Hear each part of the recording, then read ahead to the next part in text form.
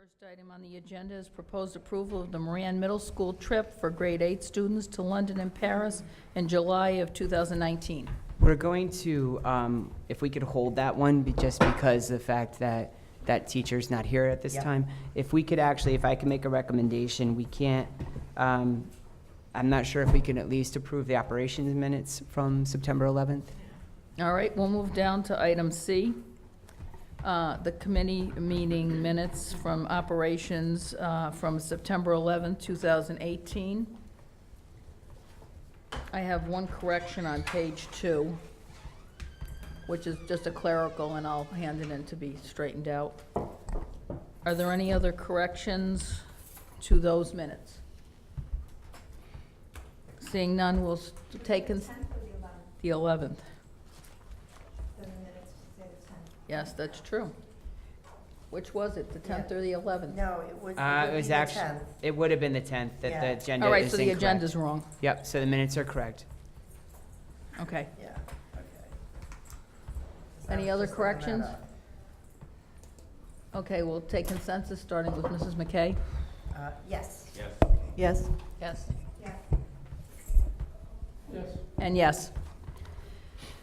And as we just, As we discussed before, the instructional committee meeting minutes from September 4th, 2018, we can't take consensus on because there is no quorum of the persons that attended that meeting. So we will push that off to another meeting. correct. And we can move on to D. All right. Item D, the Board of Education financial report for September of 2018. Mr. Barone. Thank you. This is our first forecast for the new year. We're projecting about a $690,000 surplus at this point. We're going to have a lot of activity between now and June, so that number will be moving. We're not sure which way yet, but we will monitor it and address it.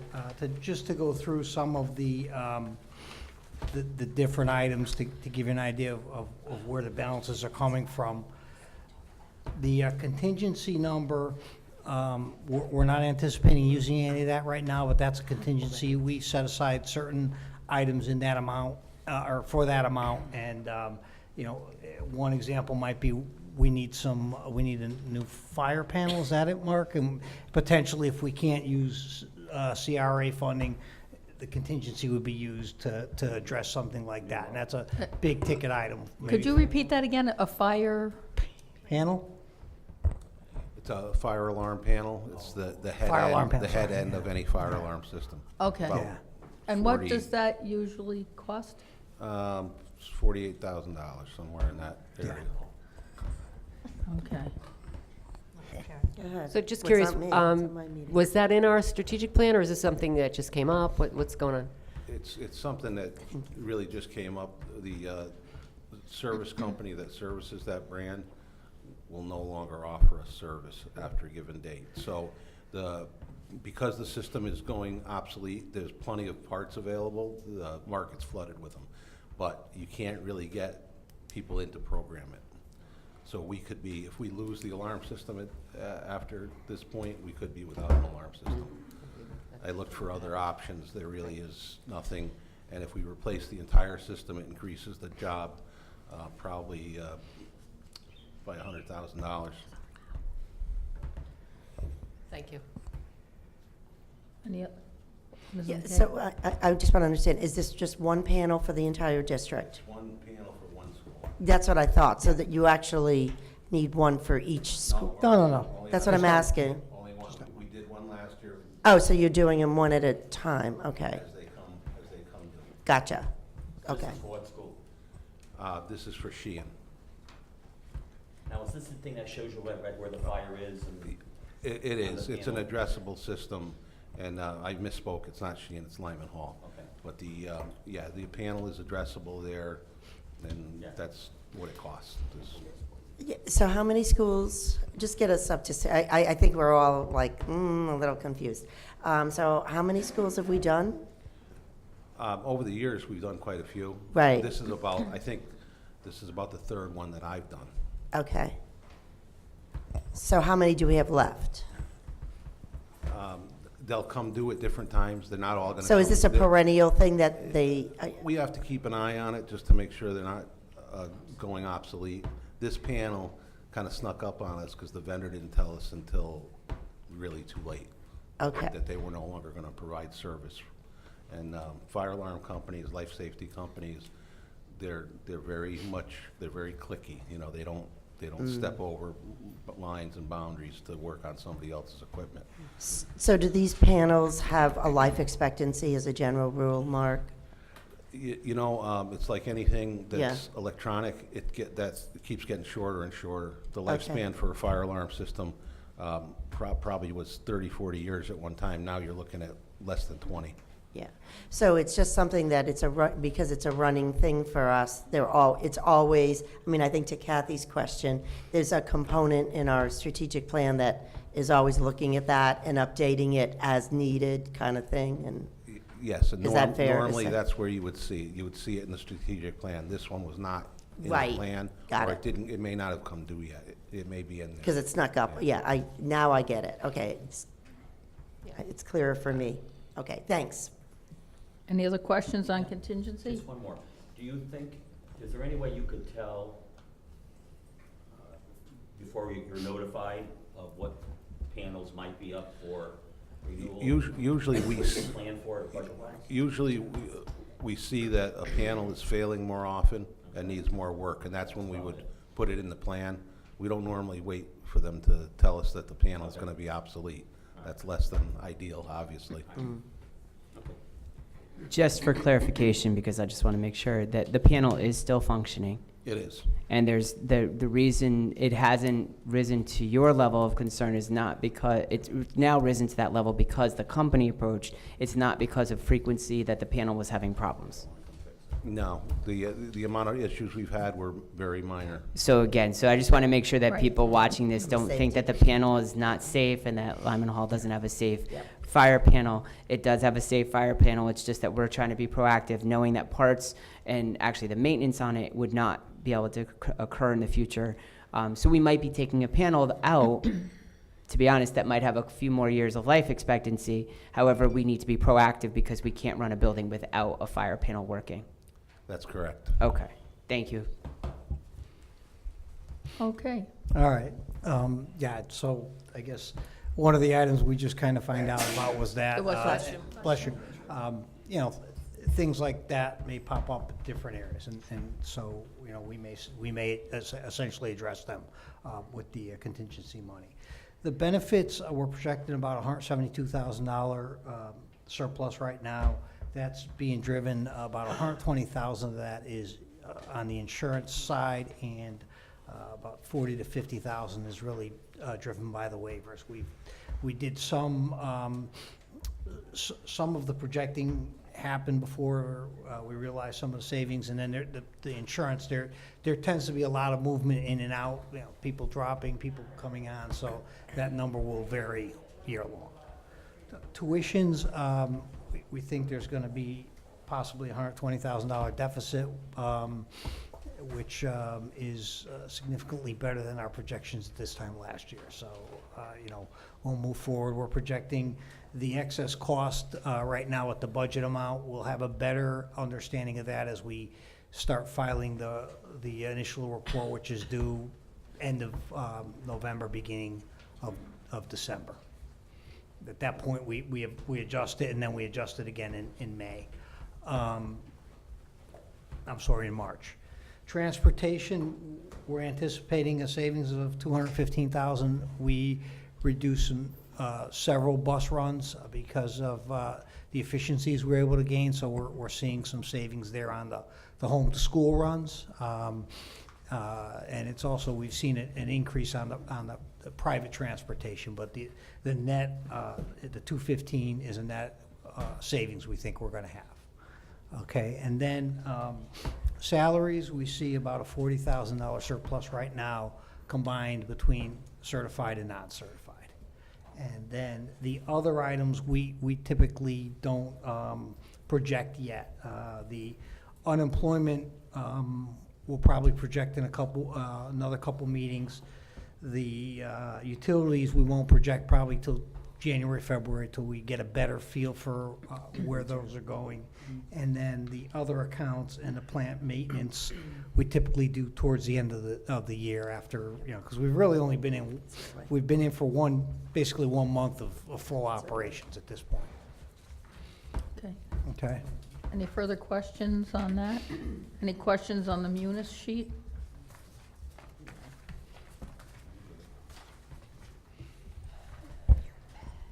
I have a question. I see that we have quite a lot of encumbered funds under the 560 tuitions, but we've only actually expended $3,204? Yeah, a lot of the invoices for the summer school don't come in till September, so we start encumbering and paying them. And the fall tuitions, or the full year tuitions, if you will, are, we're not gonna get bills for, well, it's October now, so we'll start seeing It those. seemed like such a low amount. I was kind of surprised, but, okay. Yeah, no, Any other comments or questions on the financial report for September? If not, we'll take consensus. Mrs. McKay? Yes. Yes. Yes. Yes. Yes. And yes. Maybe we can go to the cafeteria report, or do we want to go back to? We can go back to the transfers. Okay, There's one transfer that's being forwarded tonight by PPS. item B is the transfer of appropriation in the amount of $192,000. And perhaps we could have some information on that from Ms. Klimaszewski. Yes, so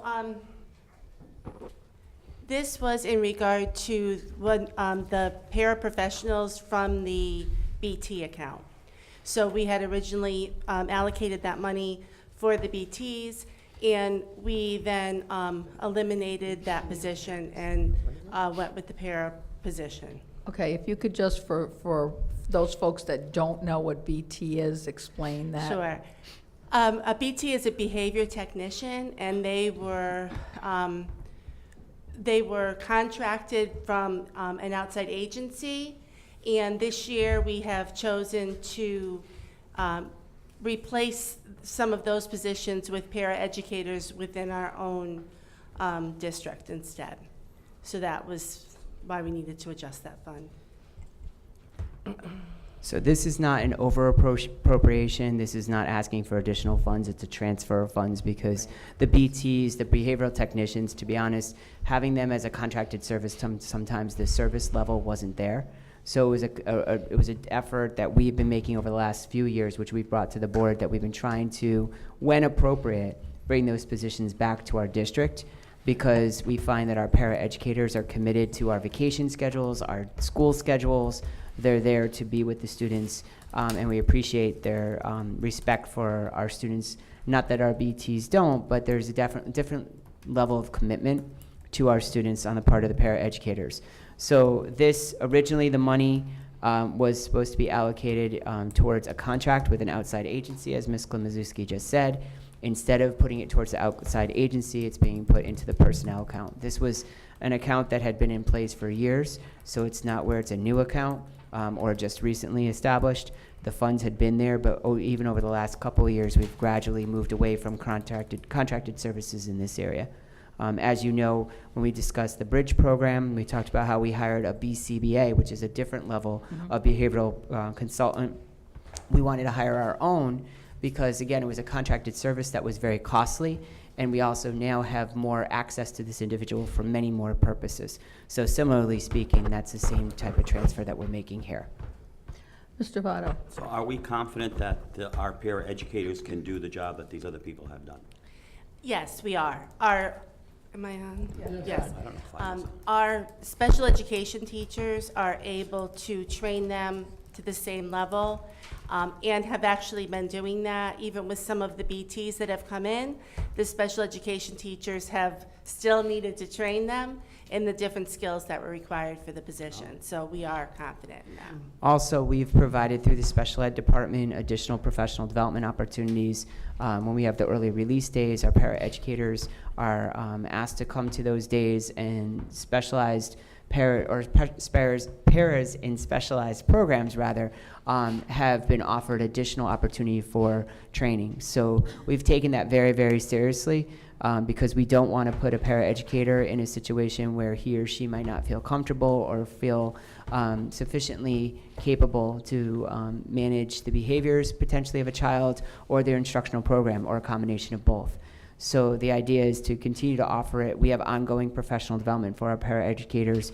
We're probably one of the districts in the state that has such a high level of paraeducation or paraeducator professional development. I know, speaking with experience, personal experience, usually it's 1 or 2 days a year. We provide it as an ongoing opportunity. We made that investment in our paraeducators. So I think that's why we're seeing a good return on our investment in that professional development, because our paraeducators are so committed to our students, which is so important, obviously, to all of us.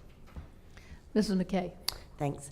So, have we hired these paras yet, or I'm assuming not, well, I don't know, with the funding. Yes, how we does that did have go? to hire them because Okay. obviously, So how many do we hire? 16 and a half. 16, so when you say 16, that's full-time, so? and then a 0.5. And then a 0.5, half, yeah. okay. So 16 and a half. So have you transitioned already completely off of the PTs to the paras? So what we did was, in our self-contained programs, we did keep a BT in place to be able to have the consistency of the programming. So we have that one, and then in addition, we have the paras that we hired. Our school psychologist that is responsible for those programs has already done a lot of the training with them, as Dr. Menzo had stated. So, at this point, we feel that we have really provided them with a lot so far of what they need. So those 16 and a half paras are integrated into our school district already, and they're, Yes. It was mandated services, Right. so we I couldn't skip totally a beat. understand that. No, I totally understand that. It's but- it was primarily our STARS program and our Inspire program. Yeah, okay, thanks. Any other questions? Are any of these paras one-to-one? Yes, How many? I'd have to pull that up for you, but I Okay. can get that for you. Okay, thank you. Any other questions on this transfer? Seeing none, we'll take consensus, starting with Mrs. McKay. Yes. Yes. Yes. Yes. And yes, thank you. All right, maybe we can go back to letter A now. Yes, I think we can. All right, very good. So we'll have the proposed approval of the Moran Middle School trip for grade 8 students to London and Paris in July 2019. So this request is on tap. We have the teacher here, Michelle Wolfram, who is looking to take a small amount of middle school students, graduating 8th graders, abroad as part of an opportunity to have a cultural experience, as well as connect back to some of our transferable skills. So she's here to answer any questions from the board. You will notice the packet that she used to explain the trip and to go through some of the details. There are some sections missing because she needs to know whether or not she can proceed before she fills out some of the sections of that packet.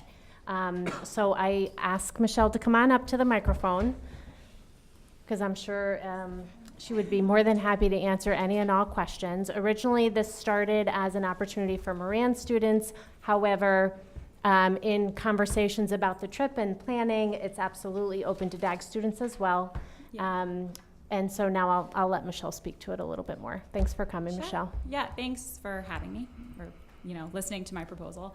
A little background on the trip. The reason why I wanted to do this for our middle school students is I had the opportunity to go with high school students to Australia, New Zealand, and Hawaii this past summer. And the exciting thing about it was just watching the students be immersed in the culture and excited about everything. And I thought, wow, this would be really awesome to bring to middle school students. I'm 7 years in Wallingford, and 6 of those years at Moran. So very passionate about middle school, and I think it's a very transformative year and a turning point for our students.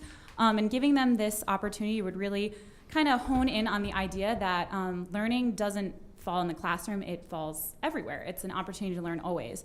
So I really wanted to bring this experience to them. I truly believe that they would benefit from it, and give them a little autonomy that they don't always get in the middle school. We try to give it to them a lot, but giving them the opportunity to go outside the classroom and really immerse themselves in those skills that we ask them to do every day in class, but we don't get to see them outside the classroom where it's really important.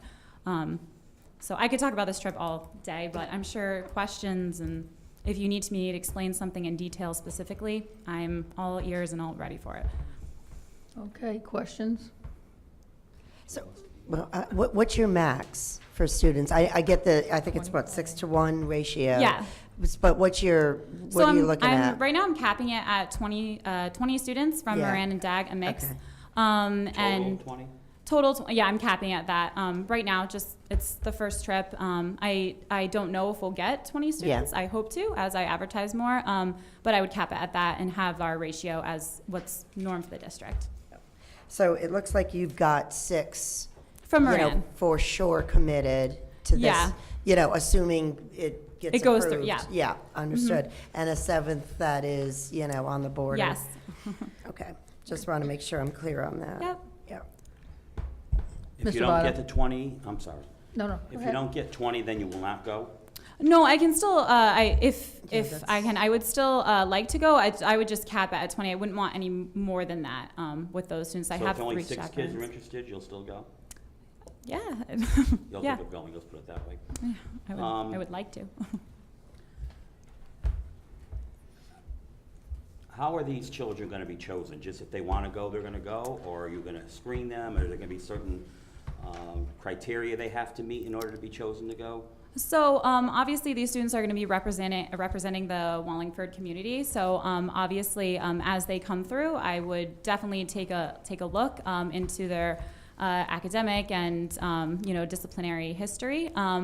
As of right now, as I've looked at the students who've gone through, they're all very high achieving students with no disciplinary background. But as we go through, I'm going to be advertising to DAG, so it will definitely be something that I have to look into. I won't know the students as well, so I'll have to look into it and make sure that they're going to represent our community. And obviously, I'm going to be holding a ton of meetings before the trip with parents as well, and that would be something we would have to discuss and talk about and kind of I guess teach what is expected and how to behave in those kinds of situations. And that's why I primarily chose 8th grade students as well. I believe that they're moving into a transition year already, and I believe that they would be ready and capable for this. As a veteran of taking 8th graders just to Washington, I do have questions, but of course Sure. you're taking a lot fewer children than Right. I took. But now your chaperones. Yes. Yeah, that's what I was going to. Are they going to be, and I don't mean this, people who have experience Oh. taking children away on a trip like this, who Yeah. can be, There was I want to word this correctly, have experience working with children, middle school kids for a Yes. long time, and can, Yeah. Provide a know- structure. Yeah. Yes, in the proposal, Yeah, they're I listed. mentioned the 3 chaperones. They're all from Moran, and Yeah. only one of them has been teaching the same amount of time. Everyone else has been teaching more than me. So veteran teachers, for sure. Yes. And they have experience taking children on field trips? Yes, one's a 6th grade teacher who's been at Moran for many years. One's an 8th grade teacher who's been at Moran for 3 years now, and then was elsewhere for another number of years, I believe 10 years, but I'm not going to age her career. But and then there's myself, who's been in the district for 7 years, and then another one who's been at Moran for about 4 years now. Okay. Are we making the final decision tonight, whether they can go or not? If that was intended, however, there's always opportunities to ask more questions. I think the challenge is that, again, we can't let it go many months because of the timing. But if there's questions, this is an important decision to be made. I did sign off on it as superintendent because of the fact that we do encourage international travel. We encourage it when we stay within the limits of what our policy guidelines are. In the past, we did have the first German excursion did include students going from 8th grade into 9th grade, which was a successful program. We're going on, I think, our third cohort of students going to Germany. And so again, I don't think it's my place to say no. I think, and I'm not saying that it's your place to say no, but you're the board. You ultimately make these decisions on behalf of the school district. So I didn't feel it was appropriate for me to, other than to give the permission to move forward with a conversation, because I think that's always important to kind of tease out any questions. And I definitely know, the fact that the questions will be answered. If not tonight, we could get back to you with some of those. Mrs. Purcell, then Mrs. McKay. Okay. I just had a question about, it says that enrollment had to be completed by September 30th for Moran. Does that mean that they're done?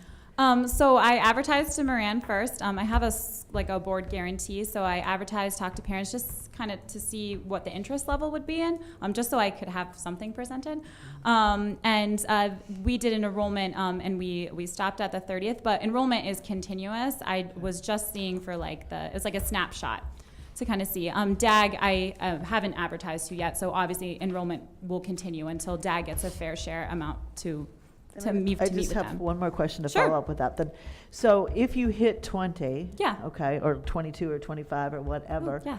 and you're capping at 20, are you dividing 10 and 10? Like if one of the schools gets 10, or you just first come, first serve? So right now it's first come, first serve, just based on interest level right now. But like I said, I have 6 students. The 7th is tentative, and I would love to open it 7 more for DAG, just to kind of make it even. But I can do that. I'm more than happy to. I just haven't. I was going by interest level right now. What we would do is we'd follow, and Ms. Moore and I actually have a conversation scheduled for later this week about this, if there are any questions about this, as well as an emerging China partnership.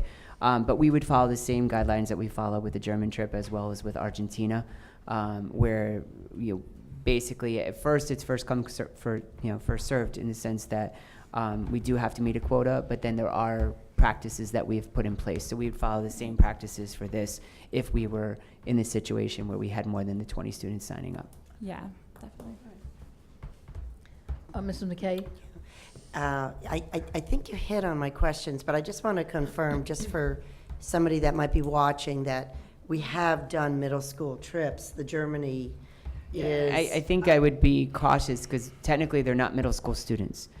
They're now high school students. Right. So it's rising 8th graders to 9th grade. So the first cohort, if I believe correctly, there were students that were rising from 8th to 9th grade. I think since then the cohorts have shifted because the students are in their freshman year of the language, because just the way the schedule ran. But you're kind of looking at that same cohort, that Correct. they're going to be emerging 8th to 9th graders. So we're still in that same, this isn't our very first go around, if you will, doing an overseas trip with that age group. That's where I was going. And we could confirm that, because I certainly don't want to misspeak.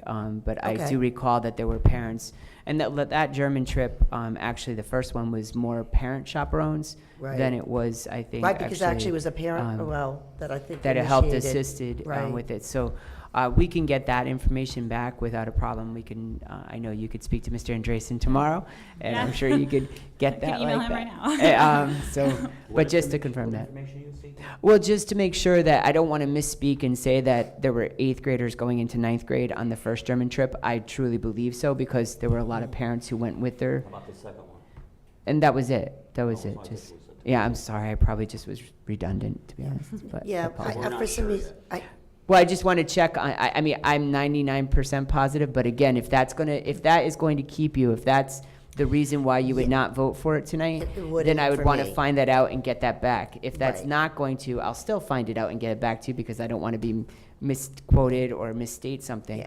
But I just wanted to share. Yeah, I put a spotlight on it, Mike, just because I thought in my mind that they were 8th to 9th, they were in that The age first group. year, I believe. So this isn't our very first go-around. That was my point, but I too don't want to misspeak. I definitely would be in favor of supporting this. I think that you know, if we're continuing on the idea of really personalized learning and the opportunity for students to experience things, you know, in whatever ways that interest them, and that we could provide the correct parameters for it, I think that's a really good thing. I have to say, I was literally in an airport about a week ago, and there was a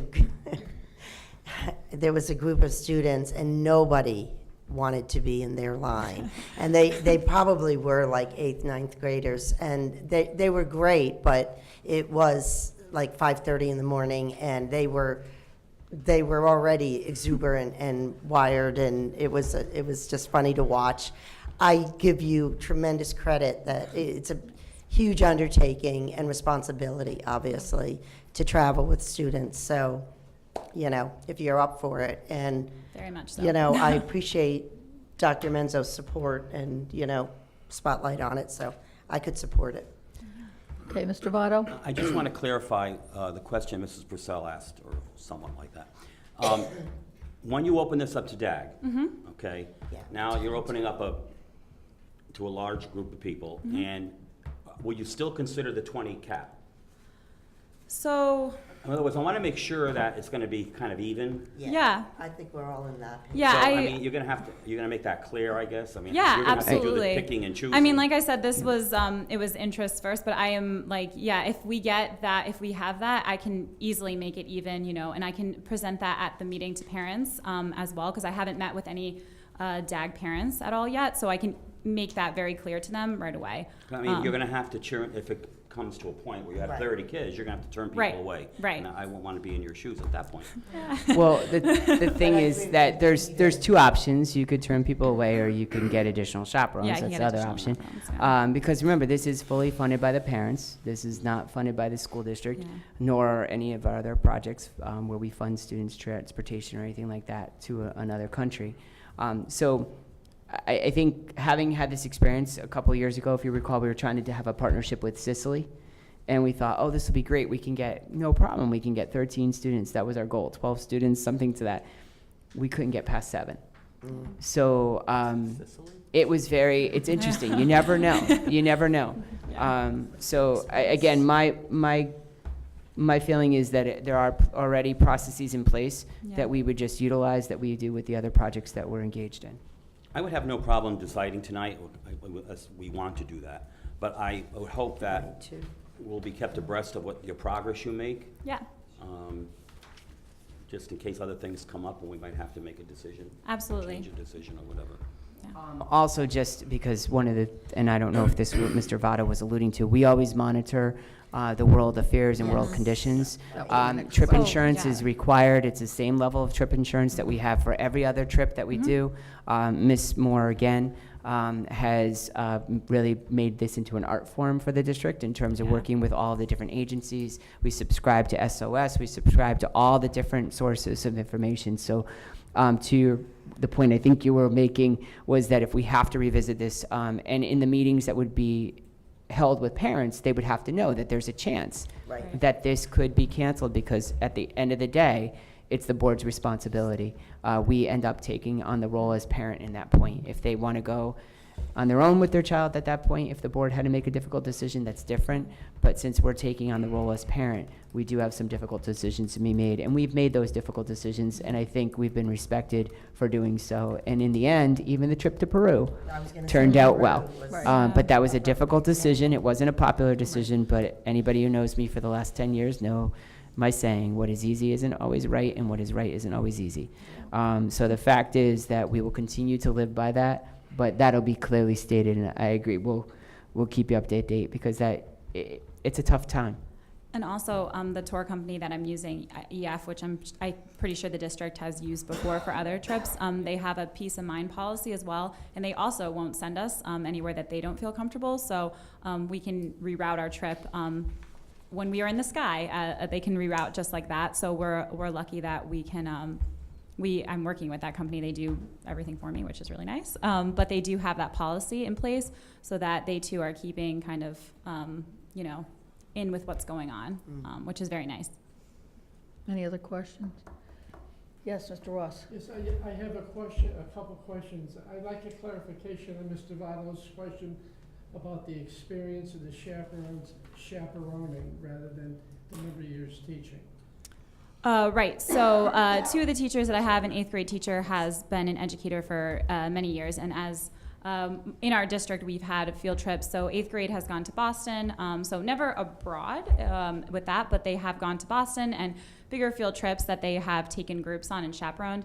And our 6th grade teacher, I mean, they go on field trip after field trip in 6th grade. I feel like they're always somewhere, but they do.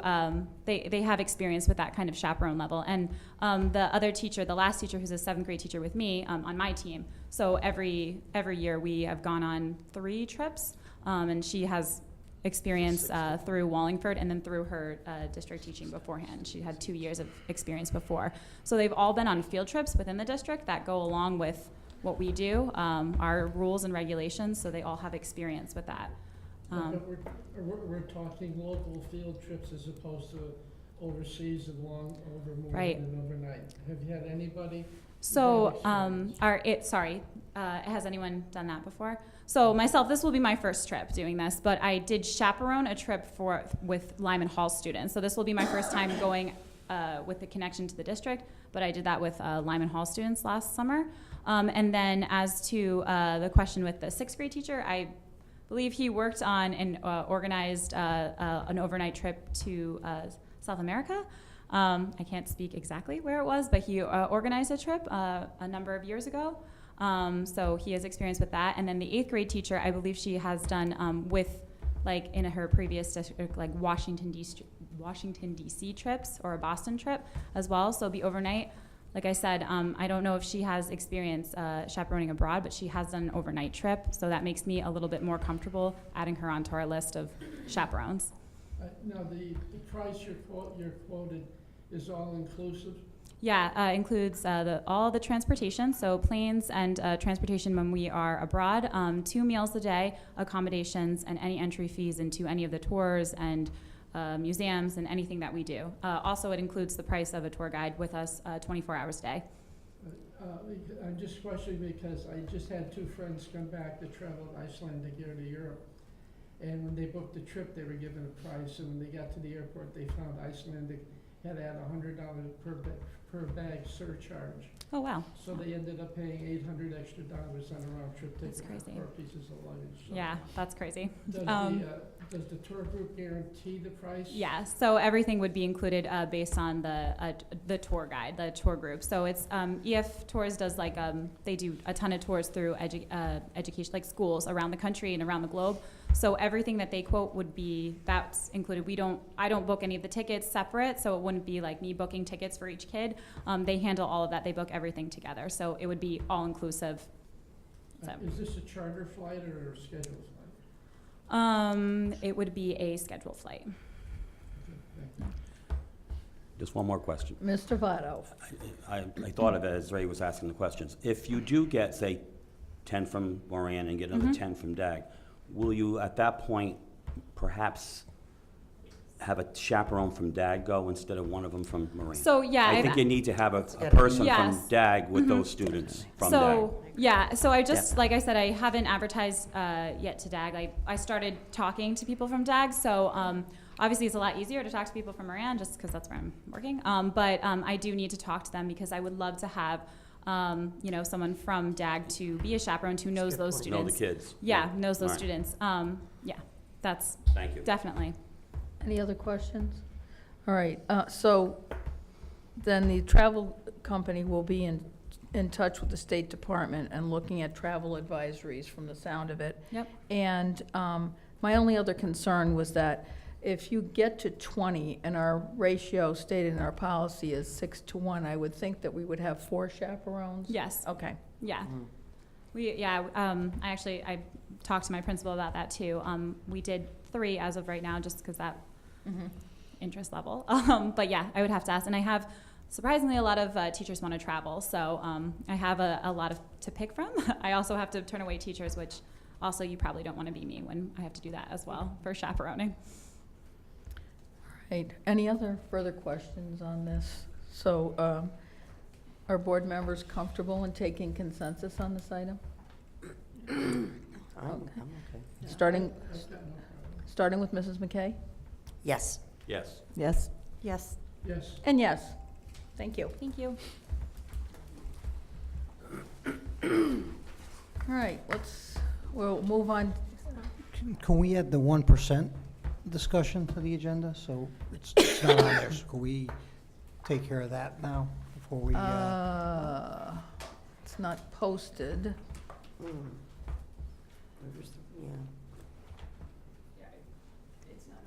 It's not posted. we can add it though, can't we? It's not a special Make a meeting. motion, can't we? Well, it's a committee meeting. It's committee meeting. It is a Yeah. committee meeting. I think that the board probably would rather not because Okay. we have a very strict parliamentarian on our board. Even though this is a committee meeting and doesn't follow Robert's she rules happens to to the be the same chair. extent. So what we'll do is we'll have to have that discussion in our, At a regular board at a meeting. regular board meeting. What we could do for your information, just because I could say an information item, you're not taking any action, we could include it in my Friday update. We have the end of the year balance, basically the items that you all identified and agreed to, we would use the money towards. We'll just show you an update. The good news is because of the grant, we were able to do a couple extra things or help us out.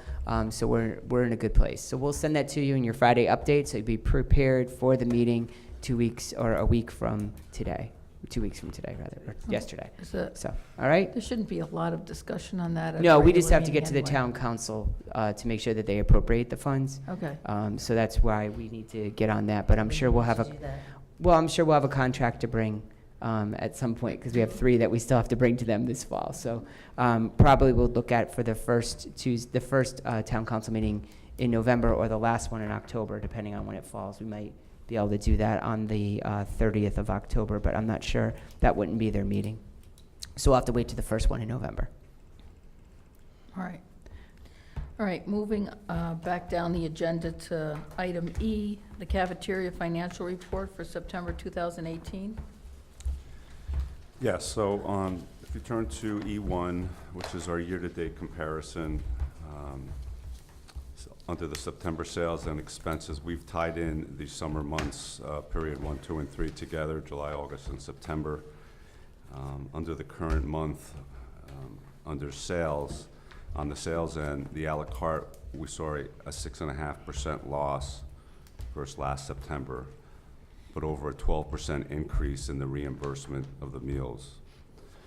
The $38,000 difference in revenue is from our work camp conference and a few additional events before the opening of school. Due to the 4 less serving days in the high schools with the early dismissal, we feel we would have exceeded last year's numbers as about $6,300 in cash sales were not accounted for due to the closure in the high school, and it also affects the reimbursements, which were also affected by this because of the 4 closing days in the high schools, which affect about 2,000 meals, which we average 500 a day. They were also missed because of the closure, so just an FYI on that. We still had the same amount of serving days as last year, but on the expense end, the increase in payroll is due to our work camp event and the payouts to 2 managers that retired in June. Our food purchases were high due to depleting our inventory in June, which made us purchase our main items for an 8 to 12-week period in August for our central warehouse. We should see some relief in food purchases in October as the food is on inventory. On the reimbursement end, on the bottom left of the sheet, we see some good results versus last year as the federal lunch reimbursements are up $8,000 and the federal breakfast is up $1,500. And total, we are up about $9,500 in reimbursements versus last September.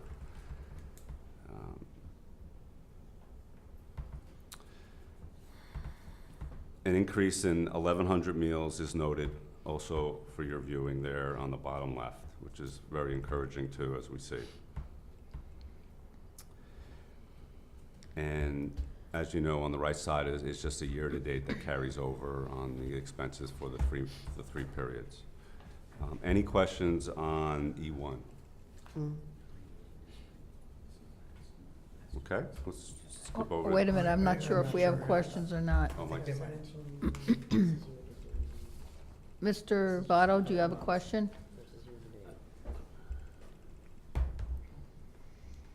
I'm just trying to figure something out. Wait a second. Yeah, I know. So the year-to-date column, Yeah, last September, we had a loss of 75,000. right. And that's indicative of what, how long a period?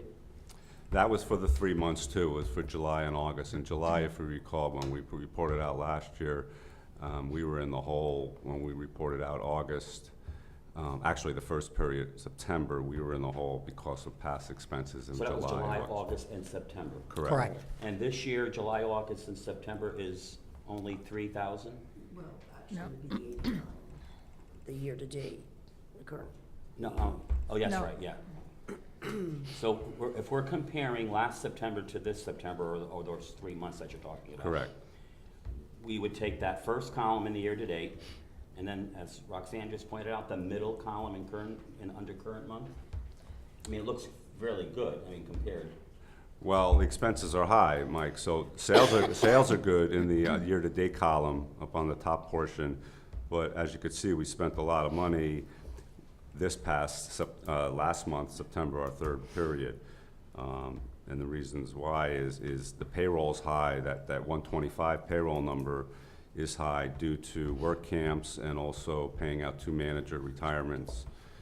And it just trickles down the line. The food and milk part, the purchases is high due to what I critiqued out on, we did really good in June. We ran out the food of the warehouse, and then we had to buy the food back in August to start the school year, so that's why purchases are high.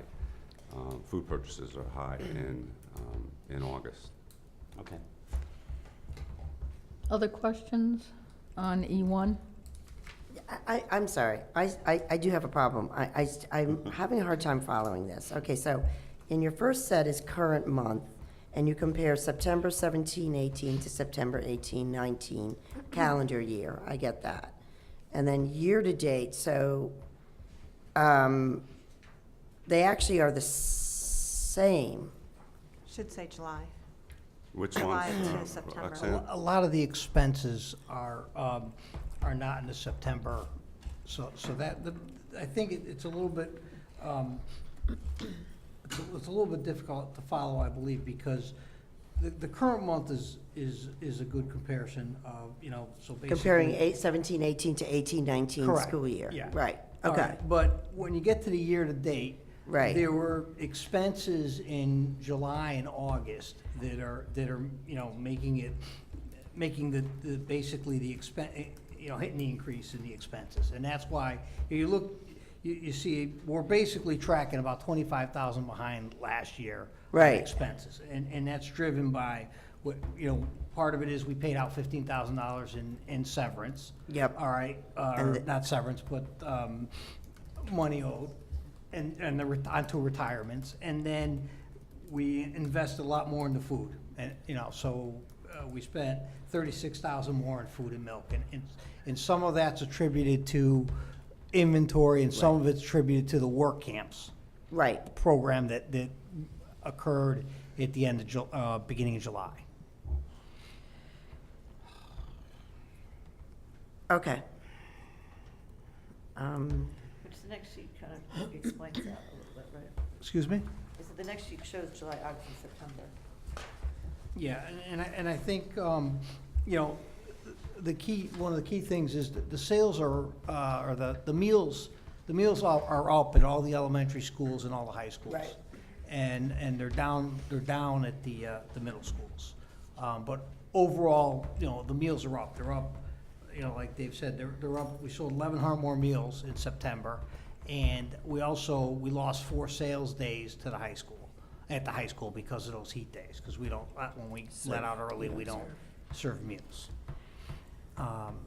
So those are just a couple of the items, but I think, the key is we're tracking a little behind last year on the profit and loss, but the revenues are up, and not just because we had that work camps program. We're seeing additional sales on both the meal counts, and if you look at it on a daily basis, the sales of a la carte items are up.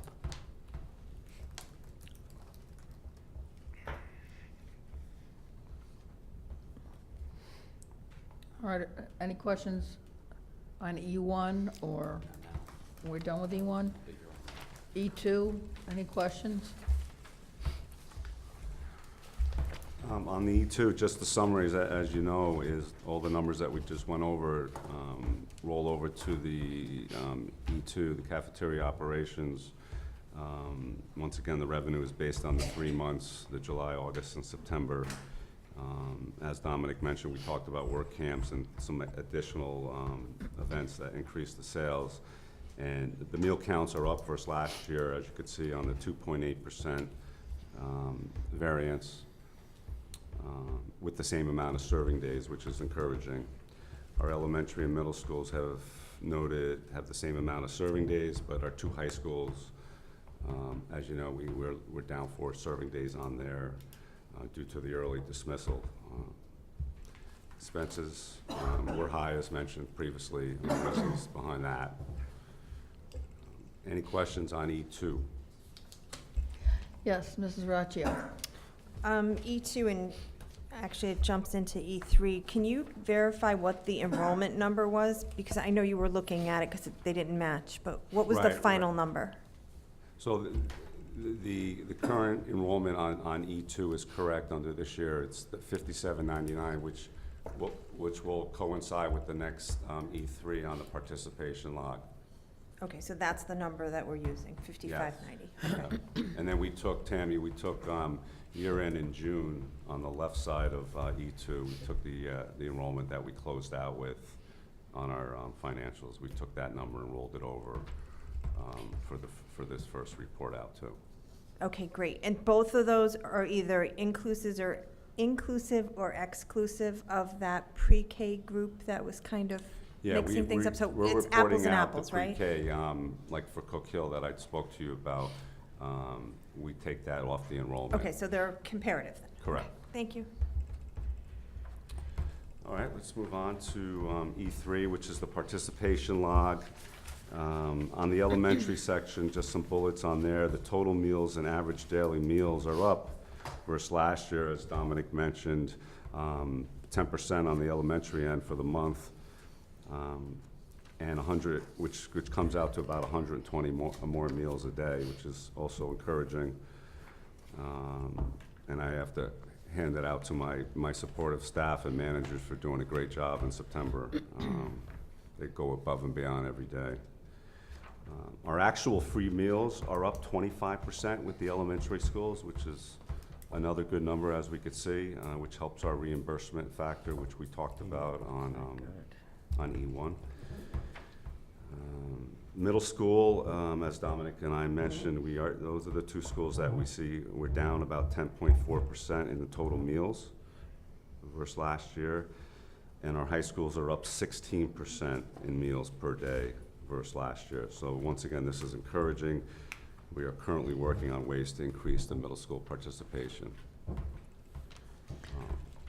And the rest- The 16%, is that full meals, not à la carte? Full meals, yeah. Okay. So the log is strictly meals. Okay. No That's alcohol. per day, right? That's Yeah. not an aggregate. Excuse me, it's not an aggregate. It's 16% per day. Correct. Because we had 4 less days in September. So the total meals total meals in September between last year and this year for the high schools is about the same number, but when you look at how many are being sold per day, it's up significantly because we had 4 less days. Okay. Any other questions on E3? Okay, we'll move on to E4. E4 on the marketing end, we'll just go over a few highlights on the 2 sheets. In the elementary sector, I was able to hold a apple class at Pond Hill with the third graders. And our Blue Hills Orchards in town once again came through with a second donation, and we had a nice class there with samples of several different apples that are harvested through New England. We're working on the ID scan card, as you know. I met with the principals, and we're ready to start rolling that out next week in a few of the schools. Putting local on your tray was a new concept that came up, and I worked with the State Child Nutrition Department, and we're highlighting that in the elementary sector. A couple times a month, we are menuing different local produce from farmers and highlighting it on the menu. And we organized 8 elementary open houses. On the second sheet, on the middle school, high school, so a few things I've done over the month. I met with ADs on a sports banquet menu, and we've already seen results with 2 banquets, one being last month with the Lyman Hall football team. They hired us, so that's a new piece of business, and we executed an event there. And we also booked an event in a couple of weeks at Lyman, the girls field hockey, I'm sorry, at Sheehan. The girls field hockey team booked an event for next month. So once again, these are new pieces of business that we're picking up with proper networking and marketing through the coaches on my end. We booked our first food truck. We're gonna borrow the Lyman Hall food truck in about another week. And we're going to execute school lunch with Sheehan High School on our early dismissal day on the 18th. So we're excited about that. Sal has already invited his group of people to dine in with us that day on the court, senior court.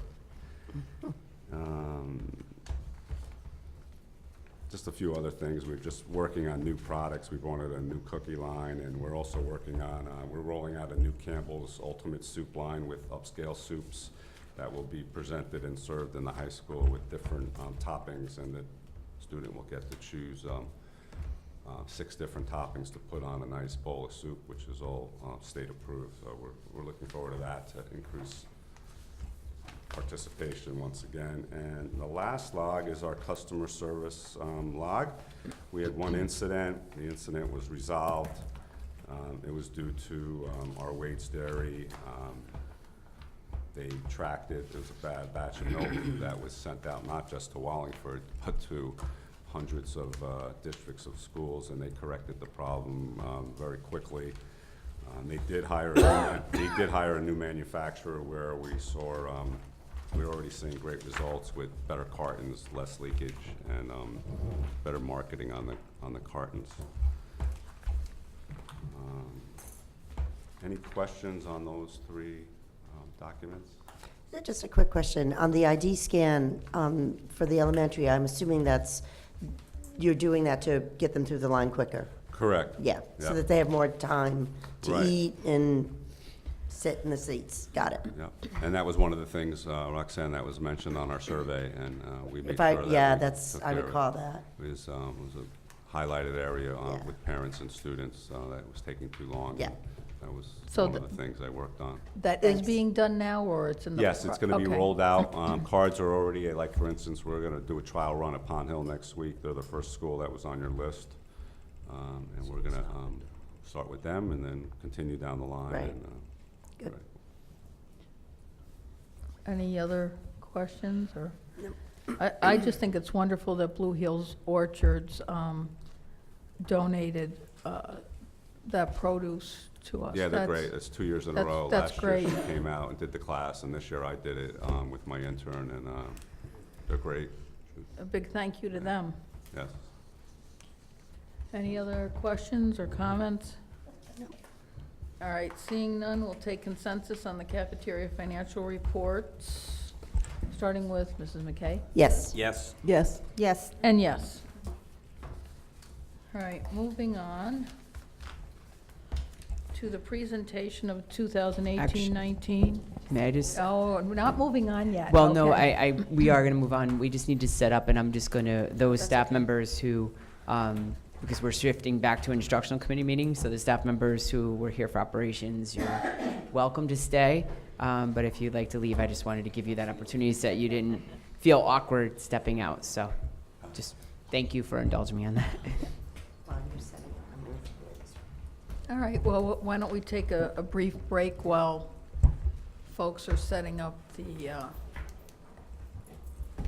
computer system for what we need. We're back in session.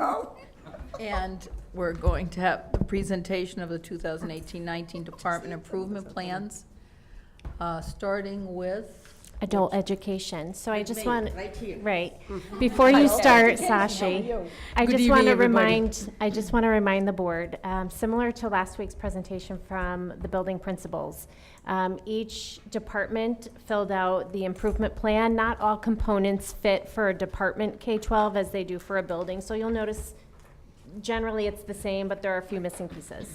The presentations also, based on how they went last week, I took out the second slide. You have a copy of the presentation in front of you, where the slides you see are anchor points to a little bit of background about the department, because this is the first year that the departments are providing an improvement plan for you. A little synopsis of the goals, but I've asked each department to spend about 10 minutes kind of describing what their goals are, a little bit of background, and speak to the things that are going on. And then, of course, they'll be open for questions from all of you if you have any. So we're going to go in the order of the presentation, which is mostly alphabetical order except for the end. And we will start with Ms. Govin for adult education. Thank you. Good evening, everybody. Good evening. Glad I'm going first. I just wanted to highlight that while my other colleagues, K through 12, are taking care of the social, emotional, and academic needs of our students, we at Adult Ed take care of their parents and also other community members for self-exploration and enrichment programs. So it is unique in some ways, but also same in others, because our needs are the same, because we have students who still need to get the diploma, high school diploma, regardless of age, but we treat them more as adults, even though some of them might not be.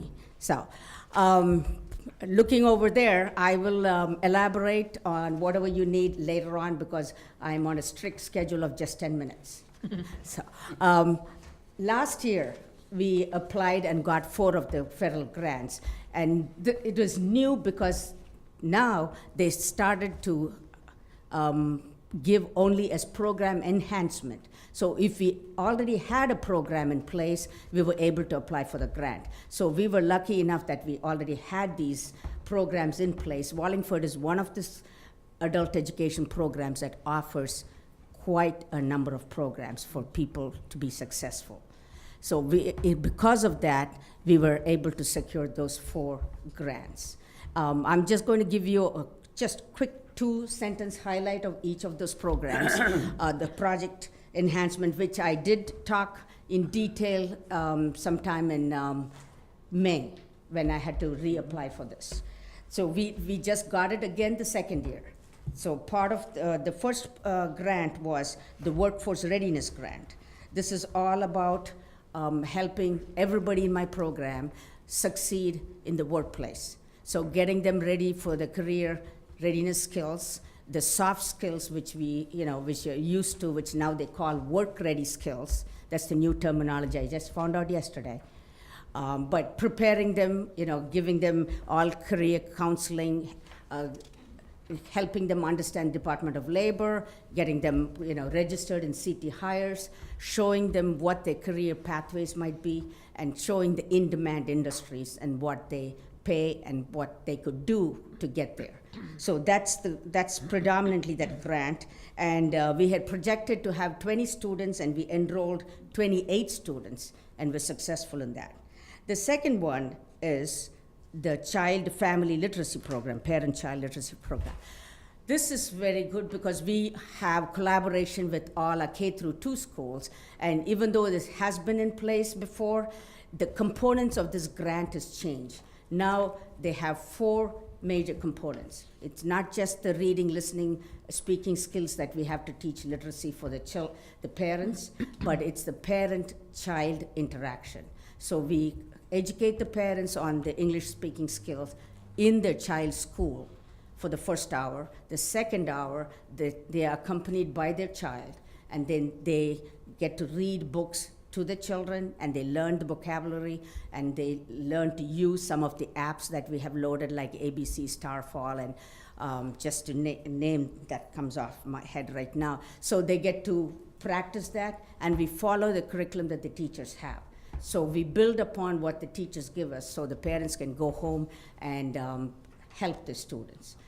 And since I go and observe all the buildings, I have really witnessed parents asking questions like, they would bring the lunch menu, and lunch menu typically has acronyms that only you would know if you're in a school. So parents don't know that, and they would bring it and they would talk. So it's a very comfortable forum for parents to learn about the school and getting them familiar with coming into school and being there. So that is one of our very successful programs. We had projected 25 students, and the actual number of students we served was 28. The other one is the National External Diploma Program. That is for people who are already in work. These are mature adults who are already working and decided, now it's my time to go get a diploma because they cannot advance in their career or job. So this is where we show them how they could this consists of 8 modules, and it's all online, but we give them support, and they have to do a portfolio. So teaching them the technology skills, giving them all the skills of career awareness, and the program is very successful. This is a collaboration with two adult education programs, Cheshire and Meriden. So this year we have 2 for the 18-19, but last year we had projected 10 students altogether, and we had 9 actually that registered from the other towns. Now we already have exceeded it. Meriden has already sent us 10 students. And I have to say, it is just by word of mouth. People who graduated from our program have sent their cousins, their aunts, anybody and everybody they know, they are calling and asking for this program. So unfortunately, I can't take everybody, but it is a really successful one. The last one is the IEL Civics. That's the acronym, which is Integrated English Language and Civics Education. This program is for the more higher level ESL students, and it's also focused on teaching them civic education, which is leading them towards getting citizenship, and also for getting them into the workforce. So last year we had some of the classes at SCOW and some of the classes in our building. And we projected 30 students, but we had 28 students. I just want to point out, even though we offer all these programs and some of them are mandated, the attendant is voluntary. So that's the tricky situation, because we want them to be there, but not necessarily they can attend because life gets in their way of being able to be there. So if you look at, and moving on from there, what happened is last year, along with writing and securing these grants, after 10 years, our program had a performance compliance quality review conducted. So it took a whole year of compiling all the data, and it was my second year on the job, and I got this wonderful task of learning ins and outs of every little nuances of the program, which I never knew because I had to dig through the basement. If people have known the adult ed basement, I did find out a lot of information. The state came here for 4 whole days, from April 3rd to 6th, from 8 a.m. to 9 p.m., and did a thorough investigation of all our programs. They went through every single file, and I did not expect them to be that thorough, but they did. And I have to say, they gave us a lot of commendations. They said our program was very comprehensive. They commended the teachers for the caliber of teaching, and the district for having such quality teachers and providing instruction. And they also commented on. I'm just giving some of the commendations, and that was a nice, warm, welcoming environment. And we had great community partnership through the advisory committee. Those were the commendations. The recommendations, after having gone through all the files, I mean, we are in compliance. I just wanted everybody to know we are in compliance. These recommendations are merely suggestions, but they would like us to enforce that because they will come back in February to see if I am implementing these. One of the first things they did want us was to provide free textbooks to all the students because the state provides it in the budget. So this entire summer we cleaned out every nook and corner, and we found several books, GED, old math books and things that students could take. They can take it home and practice. So we have a whole pile that it's slowly dwindling because they've been picking it up since September. The other one was, in order to preserve funding, when there were low enrollment of students, they wanted to look at how we could maximize the time that students are there, and also because we have to be fiscally responsible. So this year, I have changed the timings and consolidated some of the programs to make it far more effective. And what I've noticed is that because I have reduced some of the days when students come, I've increased the hours but reduced the days.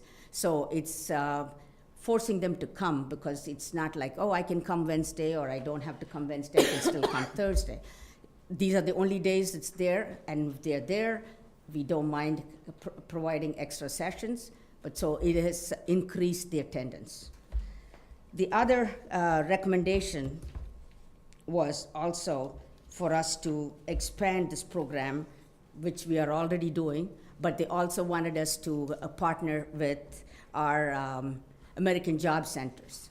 So we have partnered with the Meriden American Job Center, and I did go in September, meet with them, and we have set up shop, so to speak. So if we have any assessments and we want to do diagnostics, we have secured a space there. Nancy Eschner, who's in charge there, has given us a space to be able to do that. That's one of our goals for this year, and we have already started that. And the other goal was to increase attendance, because last year there were many factors that prevented students. I mean, weather's one, the political climate was not conducive for them to feel comfortable coming to our classes. Transportation is always an issue, but last year particularly there were other factors that prevented them from coming. So we did a survey at the beginning of the year to find out what would be helpful for them to come to class.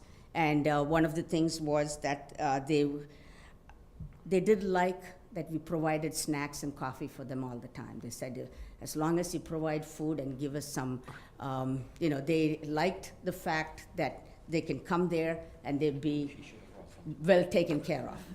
So that I would have if I'd only known it was going to go this long. You're first. Actually, I would have liked to have some of the rice that you made this summer. That was absolutely incredible. But moving aside from food, if I get to go home early, sure. Yes. I just wanted to share with the board, I wanted Sashi to present this evening this information, and then what was going to be coming out to you Friday in your packet was a report that Sashi put together as a response to the recommendations to the adult ed. But I didn't want to prematurely send that out knowing that she was going to talk about it tonight. So you'll get that report on Friday in your packet.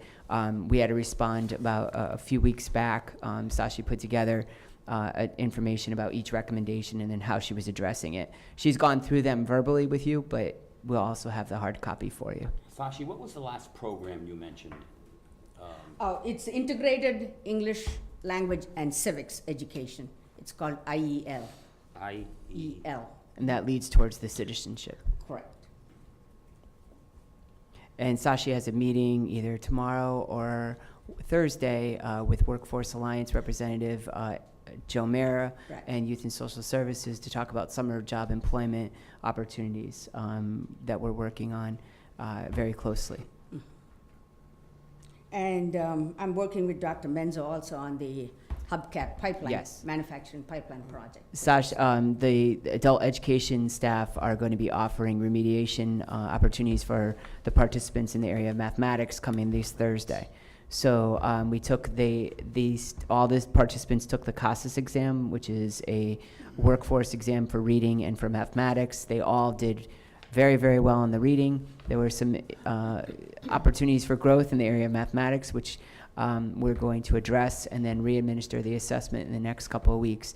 So it's really a unique partnership. I don't think we truly understand how unique the relationship with this whole process is, because adult ed is just stepping right in, and in most workforce programs they haven't yet tapped into adult ed.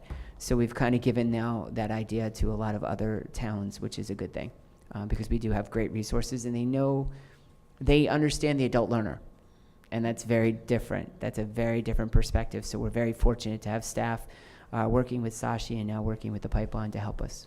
But I do have to point out, as always, with Dr. Menzo's leadership, we are always in the forefront, even in adult education. Even though sometimes people forget me, but that's okay. Oh, no. Moving on, one of the recommendations was to have, more publicity for our programs, to better market, to market our programs. I don't know how many people went to watch movies in the local theater this summer, but there was a 30-second video that we had put together. Oh, people watched it? Oh, I am so happy. Look at that. Okay. So that was one of the things. And then, of course, we were at Celebrate Wallingford, and I do have some gifts. We did buy 500, and this is all that's remaining. Oh, good. So Well, we that's had, good. these are for the, yes. That's These are why for she the board wants members. That's Shop green. She set the stage. That's so we can walk around with them and advertise That's for you. absolutely correct. Okay. I did have Purell too that said adult ed, but unfortunately we are all out of them. Very attractive. So if you see this bright green around the town, you would know. I did have 37 people who signed up during Celebrate Wallingford for the past 2 days for various programs, for the medical programs. But this is not just about the diploma programs. Our medical programs are gaining momentum. Am I close to my time? Oh, yeah. Yeah. Oh, okay. Yeah, I'm on the last slide. There was only all the one. medical programs, especially phlebotomy, CNA, medical assisting, and medical billing and coding, we've seen greater numbers. I do have to finish my sentence. Absolutely. Our prices are very competitive. If you look at Lincoln Tech, if it's 16,000, we only charge like $2,000 or 3,000. So that is one of the reasons why people are coming. We still have partnership for those programs too with other places, which we provide externship for students right away.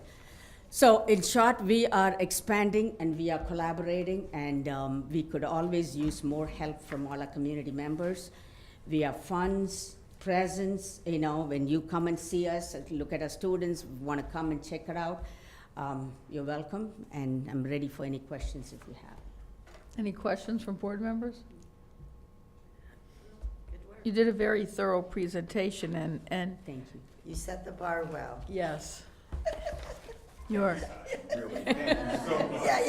We might want to ask you more questions after all the presentations, so please take a seat. You knew where I was heading with that. I should have brought my dog with me, then I could have stayed till 12 if you wanted. Thank you. Thank you, Sashi. all right, next up is, Rob Covey, Career and Career and Technical. Technical Education. okay. I've made a note for myself. I've failed already because I didn't bring food or gifts. Yeah, right. So I apologize. I've included as my first bullet point up there that we are a diverse background. A lot of times when people say career and technical education, I think people don't understand what that encompasses. Or if I say CTE, a lot of people make up things with the letters. It is career and technical education. It's not technology education. And it covers the business education courses, family consumer science, medical careers, technology education, agricultural sciences, and I also oversee the library as well. The second bullet point is pretty much the biggest point of where the background and what we have focused areas of improvement around, and that is expanding authentic opportunities for our students. We have a lot of programs that are going on right now that we continue to work on and leverage connections that we have with our local businesses, whether it be our local manufacturers, but we have a lot of things connecting across the state, and we're quickly becoming kind of a model for those connections. Through also, as I have STEM listed there, also our STEM Town initiative and so forth.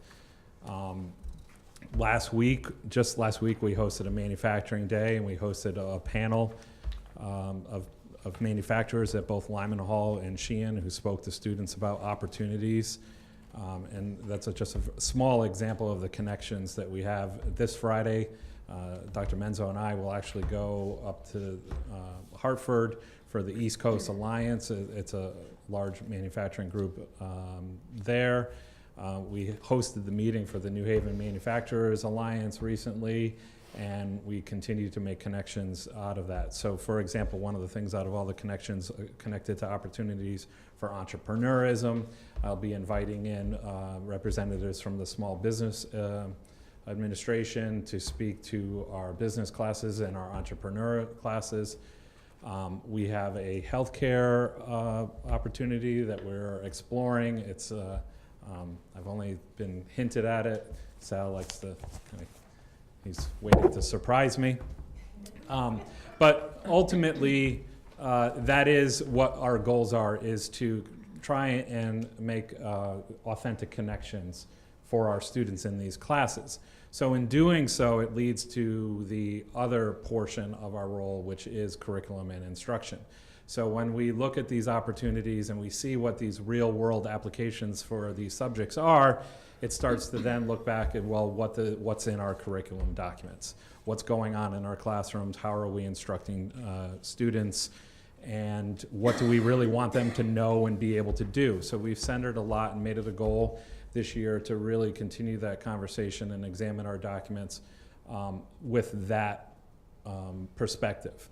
What do we want them to know? What do we want them to understand? And what do we want them to be able to do? And then with what they will be able to do, we're looking at what do they need to be able to do with those authentic examples. In order, and then leading into that, we also have opportunities for connecting and streamlining the path that students take throughout their career and what leads them to get to careers in manufacturing, healthcare, STEM, entrepreneurism, and so forth. And that part of that is also streamlining our process for career pathways, collaborating and communicating with our school counseling department, working on the student success plan and the activities that are a part of that, making sure that those activities aren't just snapshots in time where a student might take an interest inventory and it sits in a profile somewhere. So we've worked really hard to take a look at the Naviance program, which is in the counseling program, and how it's used, and to try and align it with a meaningful program that will bring the kids through the high school.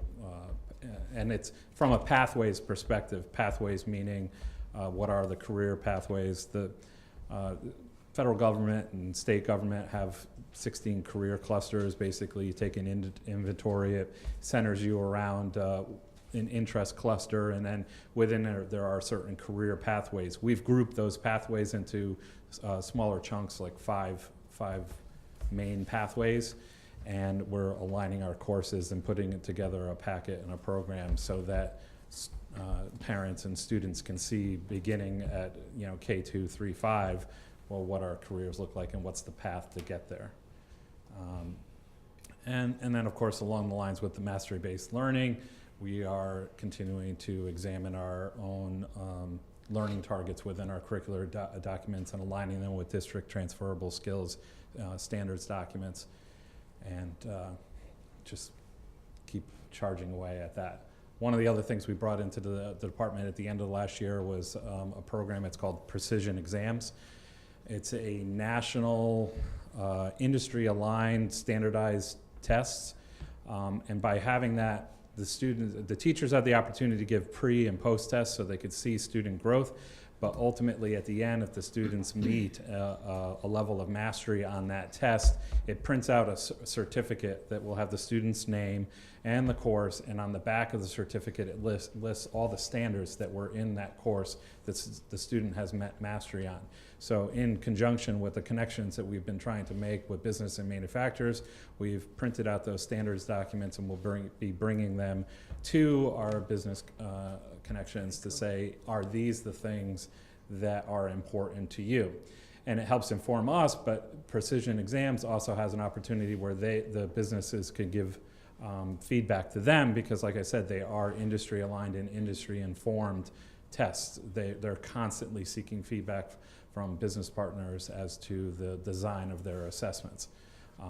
So and the next good part is if a kid takes multiple tests, they can actually build a resume of certificates, which really would outline, instead of just saying, well, I took personal finance, it'll say personal finance, but then on the back, it'll list all the things that are in those courses. So it's just a little added resume, a little added transcript type thing.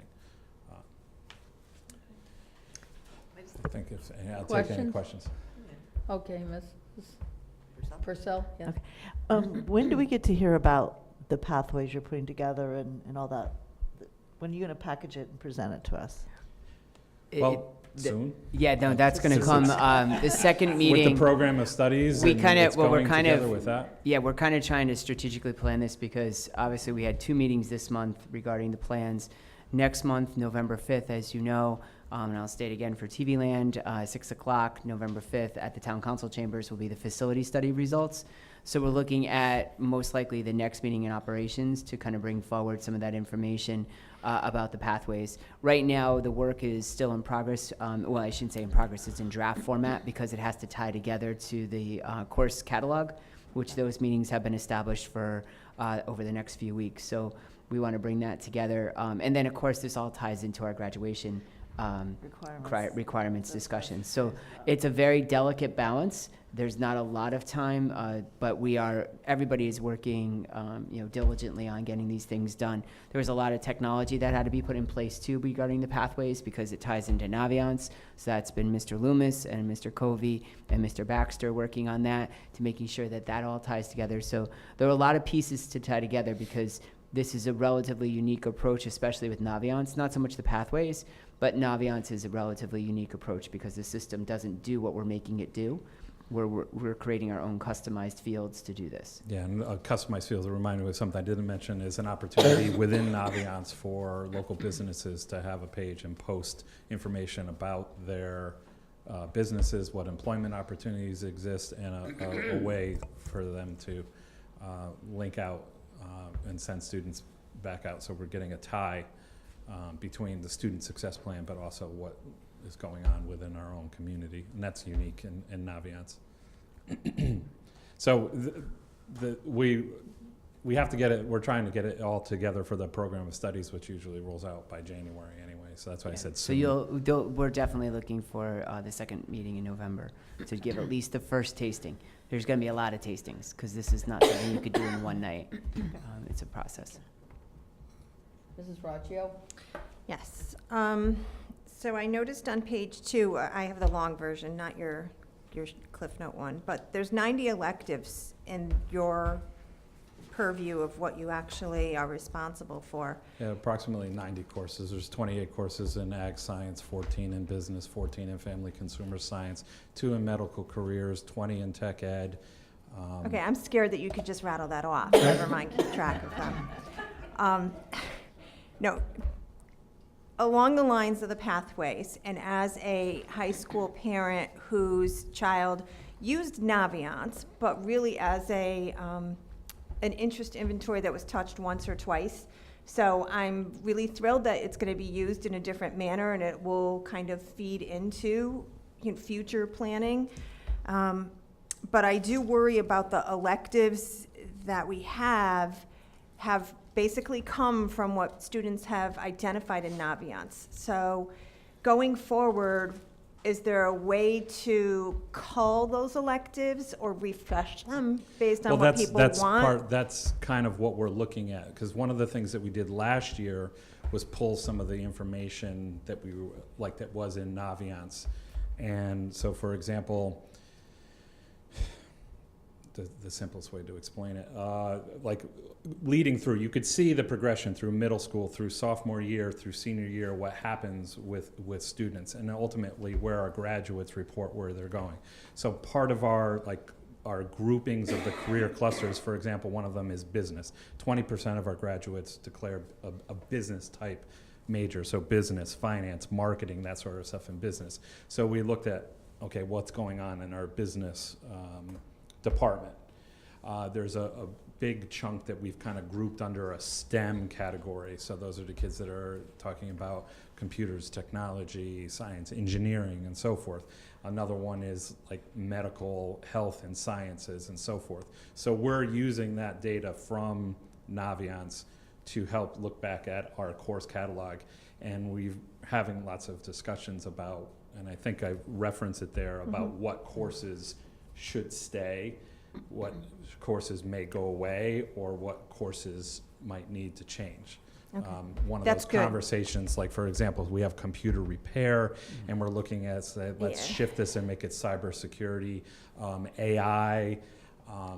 So it's like, because that's part of the challenge is let's add a new course, but what goes away, because we're still fixed with the same number of rooms and the same number of teachers and so Right. forth. But And we're- that was to my point about the Naviance, because just because the class runs and there's people, or there's students in it, doesn't mean that they wouldn't take something else if there Right. was something. Correct.